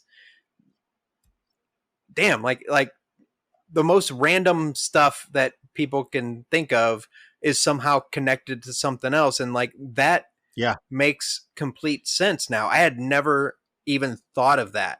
So like people listening to the show right now, like that is your education. Like that is what you've learned from this episode, is that prohibition is why we have seatbelts and why NASCAR exists. I never Yeah. even had thought about that, and that is amazing. Like that is like something. It just seems so random, but like so Yeah. like it's so interesting because like who would have thought of that? Like and you think back because like we were talking about like aircraft safety and how Yeah. like you had to mess up a lot of stuff back in the day, you know, and that's why they wrote procedures on why not to mess up later because you got people killed. But like everything connects, and so like the reasons why something happened a long Yeah. time ago is the reason why we do things now. And, you know, and that's one thing I learned in the Marines in boot camp was there was a bunch of weird little things that we were forced to learn to do. Everything from like keeping our arms in Oh. when we were like holding our trays at the Yeah. lunch you know, at the chow hall. Like you keep your arms in at your side. Don't have your arms flailing out. Keep them arms in while you're holding your tray, carrying your food to the table, and you march to the table and go straight to the table. Don't like veer off or do anything because you're focusing in, and because later on you realize that you got to keep your arms in when you're in like the prone position, when you're holding your Oh my rifle, God. when you're Yeah. doing all this other stuff, when you're marching with your rifle, when you're also marching in the parade to do your arm movements. Like you don't want your arms Yeah. flailing all around when you're trying to do left shoulder arms and doing everything in the parade march, when you're marching in that Right. Right. parade Right. format, so that you don't look sloppy, you know? So like when you first got in there, it was like keep your elbows in, and if you just happen to be lazy and forget what they told you, you would find out that you would find out the hard way that Yeah. you did something wrong by having your arms out, because they would Yeah. just take you away and start making you do push-ups, you know, because you didn't keep your arms in and listen. And they forced all these things into your brain so that you Yeah. learn them because everything had a reason. Like every little weird thing that you thought, like, why should I do this? It's because later on there's going to be an application where you're going to need that muscle memory to force you into like that position or whatever it is that they forced on you earlier. It seems ridiculous at the time because they're like, when you're at the chow hall, you better keep your arms in and locked, and you better Yeah. hold that tray. Yeah. And you're like, why? Like, you know, Right. you don't want to like walk by somebody Right. and nudge them, you know, like you're not like goofing around, like whatever, or knock their tray out of their hands or something. It's like it doesn't make sense. And that's the Right. thing, is like it doesn't have to make sense in the Right. beginning, because later on you find out. Later on I find out, wow, we drive around on all these highways and stuff and we have a speed Yeah. limit because there's safety issues, you know? Like why are there speed limits? Why isn't everything like an autobahn like in Germany, you know? Like why can't we just go as Yep. fast as we want? Because, you know, for the same reason that they have tie downs on aircraft carriers to keep the jet in place when it's high winds and high seas, so that the freaking plane doesn't fall off Right. and you lose like $1 billion Right. freaking aircraft into the bottom of the ocean, you know? Like people don't think about it. Like they don't think about the applications later, that like it doesn't necessarily have to be explained to you up front. You don't have to understand it. Just know that it was put in place for a reason, so Yeah. that Absolutely. shit doesn't go wrong later, you know? Absolutely. No. Shit Yeah. doesn't I go know. It's sideways. But I think. Yeah. It's crazy. I mean, man, I NASCAR. it's weird that was something that like that kind of stuff always fascinates me, because the connective tissue between so many things like that just completely blows my mind. I mean, and there's so much history like that that's overlooked. I mean, even the other day, I had somebody that was like, whatever, man, you're full of shit. And I was like, well, no, seriously, because the comment was made, you know, I guess recently, Jennifer Lawrence made a comment that there had been no female action heroes before she did the Hunger Games movies. And I was like, I Hmm. no, there's been a ton. Linda What? Hamilton and the Terminator movies, Ripley and Aliens, who is arguably the biggest modern one. Yeah. Um, yeah, but the Michelle first, and Yeoh, this is so I can't remember from, her name I off the top mean, of my head, but the first actual American female action hero is in a film from 1915. This, I know, right? It's nuts. This oh, woman wow. owned her own production company, filmed her own movies, rode horses, she was a stunt woman who became a starring actress. And Hmm. I will find her name and send it to you. It was insane. I remembered learning about her from an art instructor who said that she had, I guess, she really pushed forward the idea that women should have more roles in movies, not just be the victim or the eye candy or the damsel in distress. And I was like, I gotta find out more about her. But yeah, 1915. So Hmm. over 100 years ago, we had our. Wow. But she really said that? She was like the first action, Well, I mean, no, she first really woman was. I action don't think she star ever or stated that she something? was, but because that term didn't really exist. I mean, it was just an adventure film. She rode horses like Mm. other cowboy films. Oh yeah, Jennifer Well, no, Lawrence. Yeah, I'm that was saying like I the think other a one, month Jennifer ago. She Lawrence or said whatever. Like when she she, was on the set that she was really excited because one of the producers said, there's never been a female lead heroine, like an action hero like what you're doing. And there's my cat. MPG. Miss Pinky Gray. She's been kind of down here bothering me like the past like probably, 15, yeah, 20 both minutes of mine because have been looking I at don't me know, like maybe I'm she needs nuts food or here. something. But yeah, But yeah, why would she say like has she never seen a movie? Like, I yeah, mean, there's like a million movies with women action stars. I mean, my favorite, obviously, I'm gonna mm-hmm. flat out say is Michelle Yeoh. I have been in love with that woman for since like the early '90s, at least. Like so many Yeah, movies co-starring with Jackie Chan, her own films, the yeah, Executioners, the Heroic Trio, like all these crazy ass films too that are just like wacky and out there. And then just to go and her latest film that like I always oh get the yeah, yeah, name yeah, messed yeah, up. It's Everything Everywhere All at Once. yeah. Like phenomenal film. Like amazing, so many wacky, weird things that like I don't know who put all that in there, but like her character and like her like she is just I don't know. Like I've you can ask Rachel. Mhm. Like sometimes they've sat here on a weekend where we don't have the kids over, Oh, and I've that's just like awesome, man. done like a marathon of like her movies. Like because I have a bunch of them in my martial arts and foreign section on Plex, but like uh, Yeah.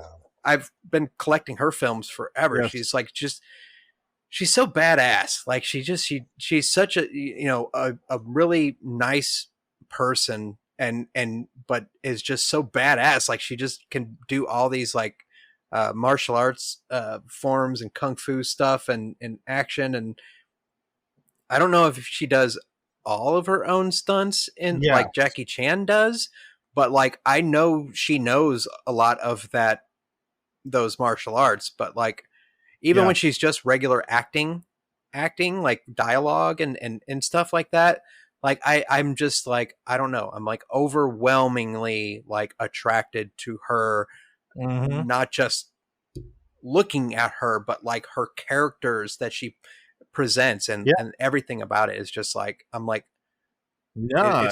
I feel so cheesy because it's just like I admire her so much because of if I met Oh her yeah. I would be like I don't know what I would do. Like I would just be like, I would be starstruck because like Yeah. I don't know.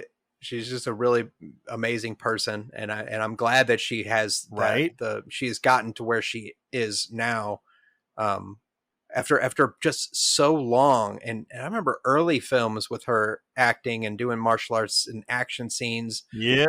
from like the police story movies with Jackie Chan and stuff. And it's like weird little scenes that are Yeah. just like so like There's pow, actually like I'm like holy there's shit, actually a very and recent I'm just interview like with her where she talks directly about the pressure, having worked with Jackie Chan, because she did do all of her own stunts for many years, especially in those films.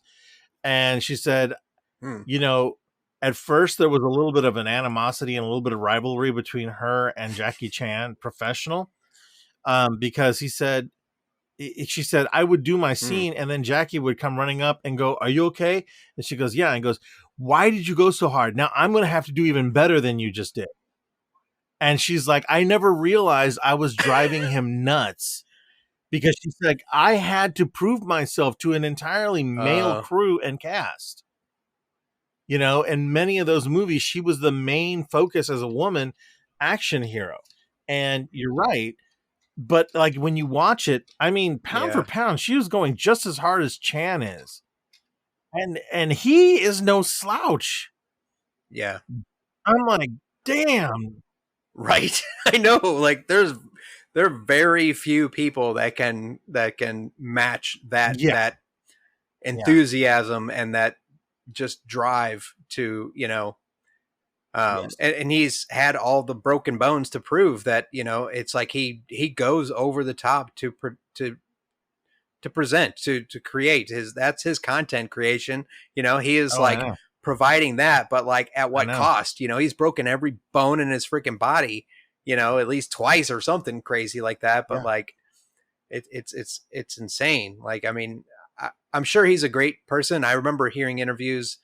I saw like an interview, like I don't know, it might have been before YouTube or something. It might have been on some weird videotape I saw, but it was a long time ago. And he Yeah. was like a straight up jerk in it. Like it was like a weird interview where he was just like he was in it for the fame to begin with, but eventually it came around and he Mm-hmm. kind of I don't know if he like if something happened and he got his like ass handed to him on like a Mm-hmm. global scale kind of thing, but like he was humbled really quickly and like realized that okay, I need to take a step back and kind of go back and realize where I came from, and I'm doing this not just for myself but like for my fans. I Maybe think something so. Yeah, happened I've to a heard I'm that trying to before. remember, I've something heard. happened to a fan, maybe, I don't know. Yeah, And then yeah. yeah, he just felt It's bad interesting about it. He because was like, "Oh my god, he I didn't talks realize I was about influencing people this the much or something." the school that he was sent to learn everything he learned, and also having had worked on one or two films with Bruce Lee, um, which I had forgotten about that. I don't remember which ones they were, but he said there were Hmm. some. He wasn't like friends with Bruce Lee, from what I understand, but Bruce Lee knew who he was and had worked with him. Um, mhm. Yes, Right. He admired him, I think, for what he was doing, and there was definitely that admiration. But I know Jackie had that whole yes. because he was like brought up in that school, which was like a theater school, which also like is where he learned like martial arts, but also how to act. And his influences were with a lot of the early like slapstick things, like the Oh, you're um talking like Charlie Chaplin and those guys? oh, I can't remember what I know the name. I'm trying to think of some of the early slapstick. Oh, you're talking about Yeah, there was yeah, what was the his other? most There famous was film is The one Train, before or The Chaplin, I think, General, which who did a lot of he's crazy like stunts. on the front of a train. Um, I can see him here. Yep, Man, what is? because he Why is wore it the little slipping? pork I pie would I would hats. know it any day, and I got his picture in my mind. Yeah, yeah, And he had like he stood outside, and that yeah, like wall of a yeah. building fell over him, like the whole wall fell Good down. Lord, I know that's crazy. No, I I, know. I'm I'm I'm a huge fan of gonna it. look I it like up because sometimes Pluto would I'm, show some of those films late at night, and I'll just watch them over and over again. Yeah, he did all of his own stunts, everything.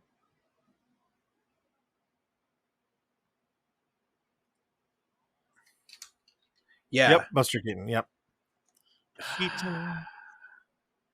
Buster Keaton. Damn it.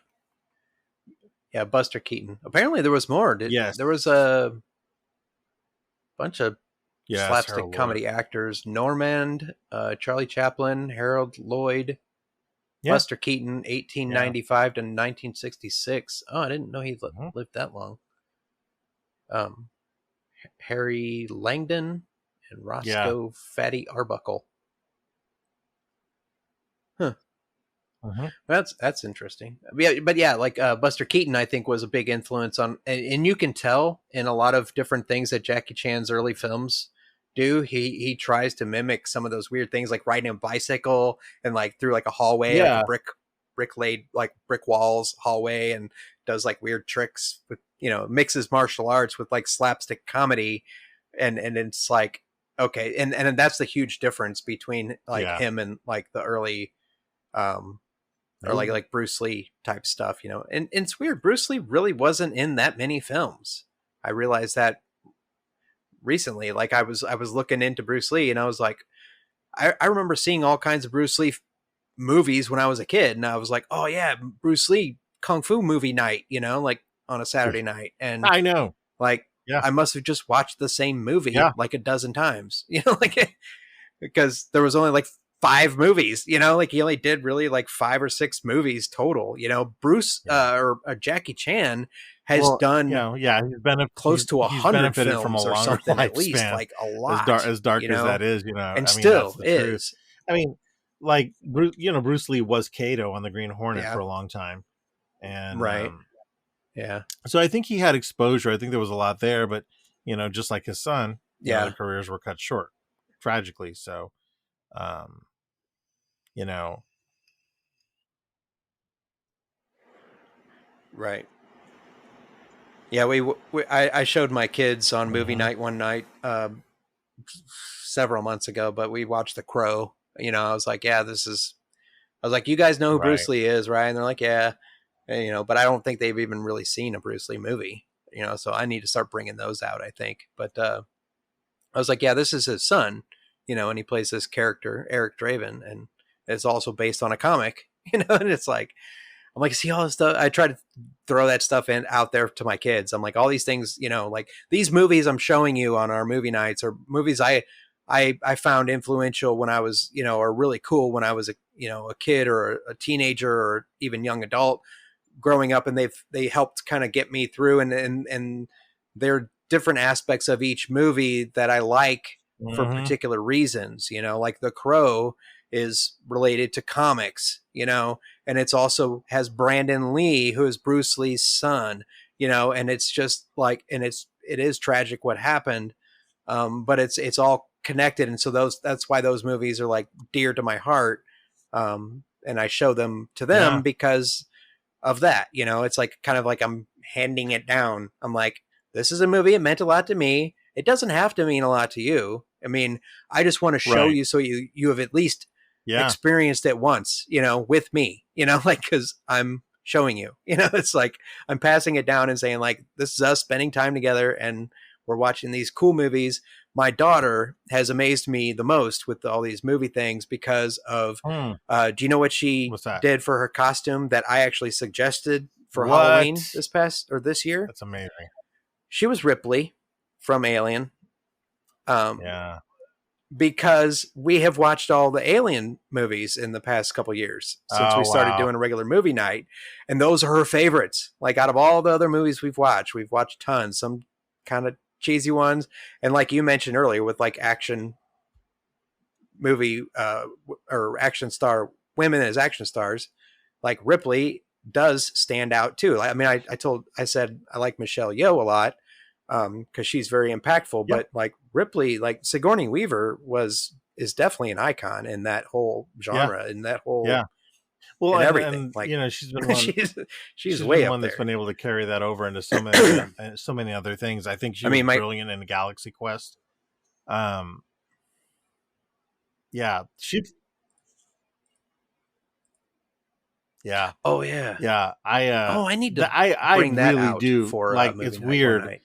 I really do consider that part of Trek canon. I know it's not, but even the actors, like, there's a great interview with Patrick Stewart where Jonathan Frakes, the guy that played number one, called him and said, "You've got to go see this movie," and he's like, "I'm not going to see that movie."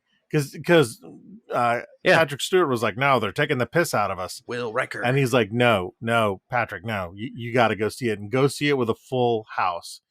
And Patrick Stewart said, "Well, I went that evening," and he's like, "I don't think anyone in that theater laughed longer or harder than I did at that film." He's like, "It was dead on what we experienced making Star Trek, and it lampooned it Oh, wow. beautifully." Because even the whole thing, you know, like with like the down and out actor, the guy that was so Shatner it hurt, you know, all that other stuff. It's a gem of a film, man. And Alan Rickman is the angry thespian. Yeah, I I haven't try to seen that watch in that at least forever. once a year. I'm definitely gonna watch that Really? soon.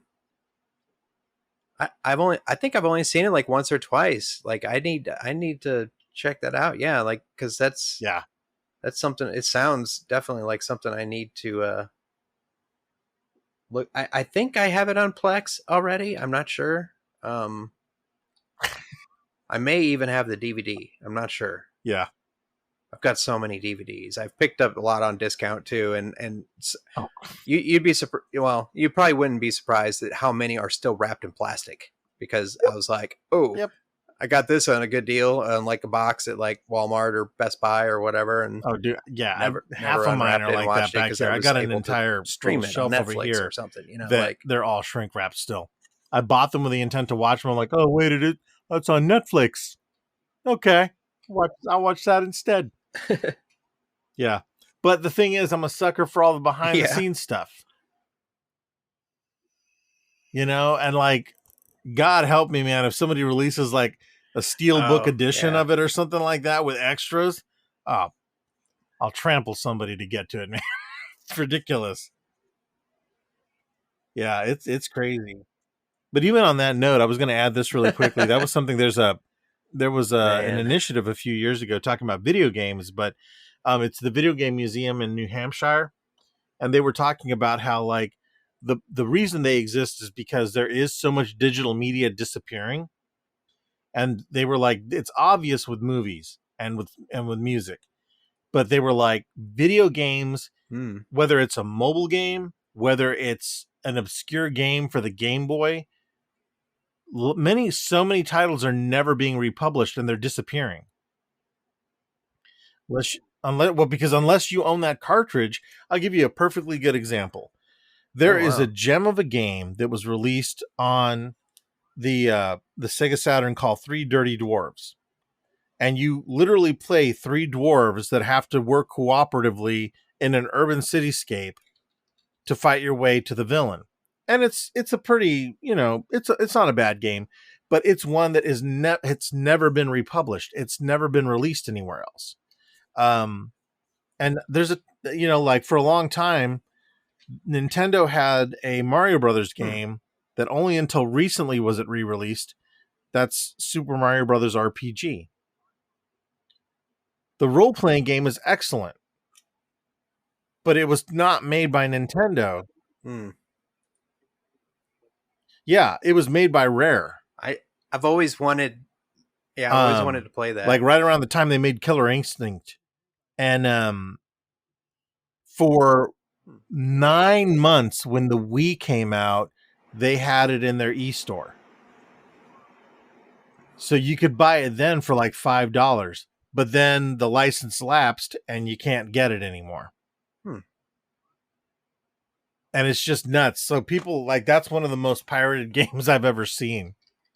Is people running that on Raspberry Pis when they can.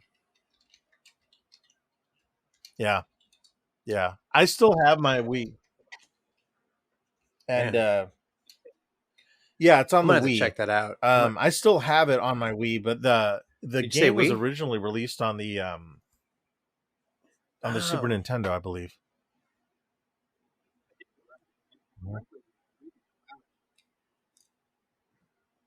I think you're right. I remember reading about it. Here's something that is uh, once again shout out to my wife Rachel. She said I should talk about this. Yeah. She sent me a link earlier that said, and here you go. You want to feel old? The Nintendo Wii, the Nintendo Wii 2006 is now as old as the Super Nintendo Entertainment System (SNES) 1990 was when the Wii came out. So the Wii came. She said that, and I had to take like a minute to think about it and do the math. I was like, "Wait, what year is this? Like, how is that?" I'm like, Yeah. "Holy shit! Like 16 years? Like, is that right? 16 years? Yeah, from 2006 to now. So and the Wii was one of the first big consoles that I had bought. Again, when I was like, okay, I guess I'll start dabbling back into gaming because I hadn't gamed in quite a while. So that year, 2006, Yeah. wow, that was when my son was born. He's 16. So yeah, that's all connected. It's relative. It's like a synchronicity. I got the Wii when like shortly after he was born. The year before that was the year I finally got to go on my Japan trip, and did some work with Boeing over there in Okinawa, and I spent a day in Tokyo. Man, it's been way too long. That's all like it's all coming back around, coming together. We should probably start wrapping up here. It is getting really late, and this is a long episode. We got these epic long episodes, like lots of content, man. This is like all good stuff. Thank you. I want to give a shout out again, man. The Ardor comic that you did is wonderful. I really thoroughly enjoyed it. I enjoyed the art. If people get a chance to check this out, there's one scene where there's like you get to see the town, where I guess the character's grandma lives near, and I don't think I didn't recognize the Pizza Hut. I mean, I saw that little building down there, and I'm like, oh man, I want to. It took me back to my childhood playing like Defender and Galaga at at the Pizza Hut. The rare occasion that my family would say, "Let's go out to pizza," and we had the local Pizza Hut. And it was like the red plastic cups. I got to tell you this story real quick. Man. I sometimes go to estate sales, and there was one over near Lamont. Yeah, that's where it was. This was years ago, and a guy had 2 of those Pizza Hut stained glass restaurant lights. Yeah. He had the round one that goes over the single seat. Yeah, the lights where you can see over the table light and then things. He had one long one that went over the big family table. Yes, and I remember he like had the big one like for 150 and the small one for 25. Man, and I never picked it up. I don't know what the hell I was gonna do with it, but it was one of those things where like I've found some crazy things in estate sales before, but that's definitely at the top of it. But yeah, no, I like to sneak in things like that because I without really calling out what it is, it's just something where it's like, well, there's the shape of it, and with certain people that's going to connect, Yeah. So. Yeah. Yep.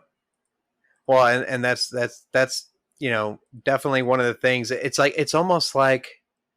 I'm reading this comic and it has all these things, like I mentioned earlier, with like the monster movies, and they're watching TV, and it has that little silhouette of like the Godzilla-esque, like monster movie, like it.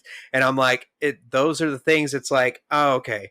I think Mario wrote this comic for me, like it's that connection level, you're connecting, you're like, you were tapping into my brain, and like, what would the wormhole like to see in a comic? And you're welcome. And that's what we got. Another little thing, and only one guy figured it out because I didn't draw the rest of the characters in there. But if you look at the second shot of the television screen, there's a tank on there, and the tank is an homage to the first issue of G.I. Joe. Yeah. Yeah. But I purposefully didn't draw the characters on there, so I wasn't totally lifting it. But it's just Oh. little things like that, you know. Yeah, I love stuff like that. I think that's part of the reason why, like, Yeah. I became obsessed with that series, Gravity Falls. Um, oh, I still need to watch that. You mentioned that last time we talked on the yeah, episode with like the yeah. I didn't made a you ordered a figure or yeah. something like I'd that and it move it, came but all from the like figures Russia or aren't something? they're not glued down. Another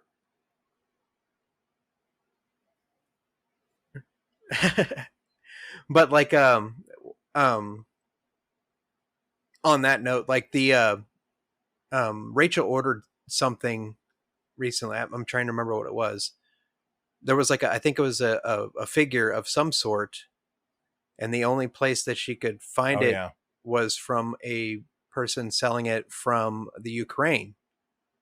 And even with all the shit that's going yeah, on over there, they were able to like ship it out no problem. Like got it sent out and she got it and received it and yeah. it had a nice message and stuff in it and I was like, man, like so shout Right, out to those people that are holding things up and sticking to their guns there in Ukraine. You know, it's a fucked up agreed, thing and I agreed. hope things turn out eventually, but um, for the best. I mean, you know, this worldwide, there's all kinds of weird shit going on. It seems like you know every generation there's some crazy stuff we've been dealt with. I mean, since I've been born, you know, I remember all kinds of weird stuff. The Oh yeah, first major thing I remember was like one of the hijacking TWA Airlines, seeing it on TV, and the guy putting his head out the window, demanding whatever, and holding up yeah. a gun or something, and I was like, holy shit! I was like little, you know. It's like what is going on? So like the world Oh has been in yeah, chaos ever, you know, since far before you and I were born, and I think it's yeah. going to be that way. We just got to like stick together and you know take our love of our common interests and things like that and connect with people we don't know. Um, and all that. And that's one of my goals now with this wormhole manifest is to get as many names on the manifest and travel out there through the wormhole to uncharted regions of space and time Yeah. and just connect to things we don't know and to share what we have learned. Um, Mario, thanks again for being awesome sport and throwing all this great information out there that I did not know. Man, I'm gonna Yeah, take that there's a NASCAR lot in thing that sort and of thing, and run with that. it, I think a lot of But that just came because of the fact that like my mom was obsessed with history for a long time, and she always bought books about weird facts.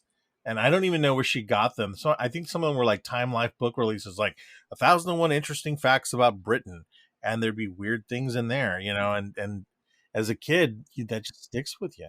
So yeah, no, you're welcome. hmm, That it's fun to share stuff like that. yeah, Yeah, yeah, it's good stuff. Definitely good stuff.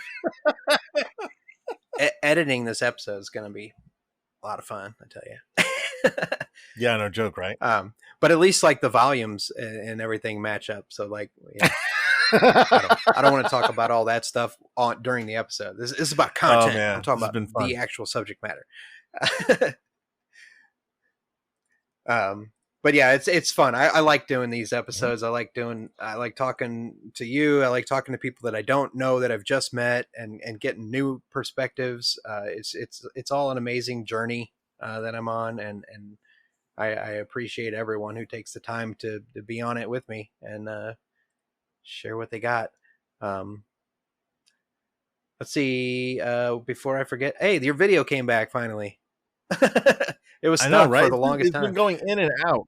Um, It's so crazy, man. I'm like, so everybody can follow you.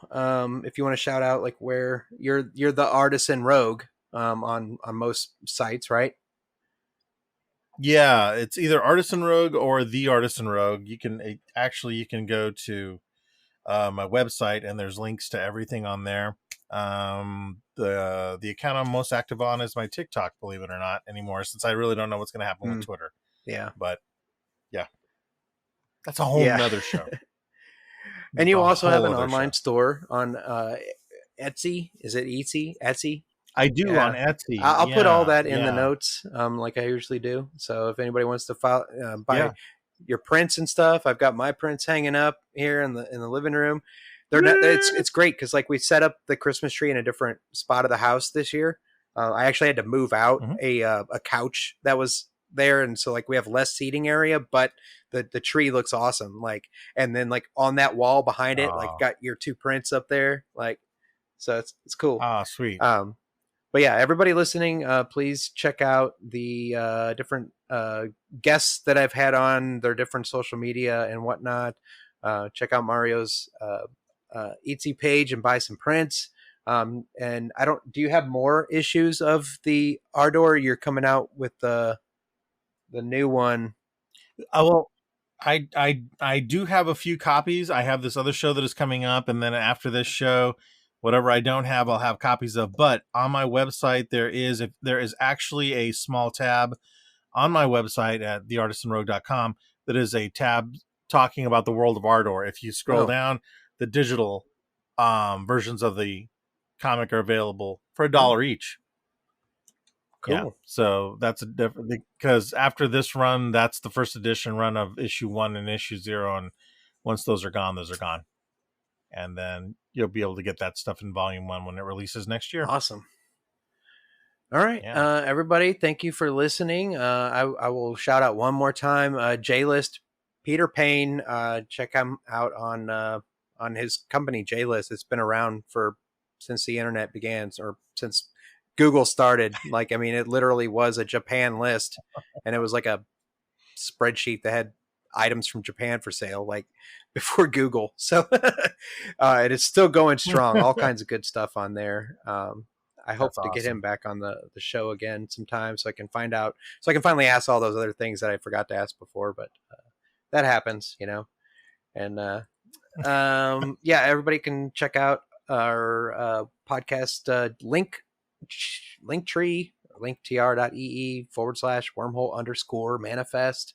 And then we are at WormFestPod on Twitter, wormhole_manifest on Instagram. And please send me an email if you would like to be on the show or learn more about the guests on here, wormholemanifest@gmail.com.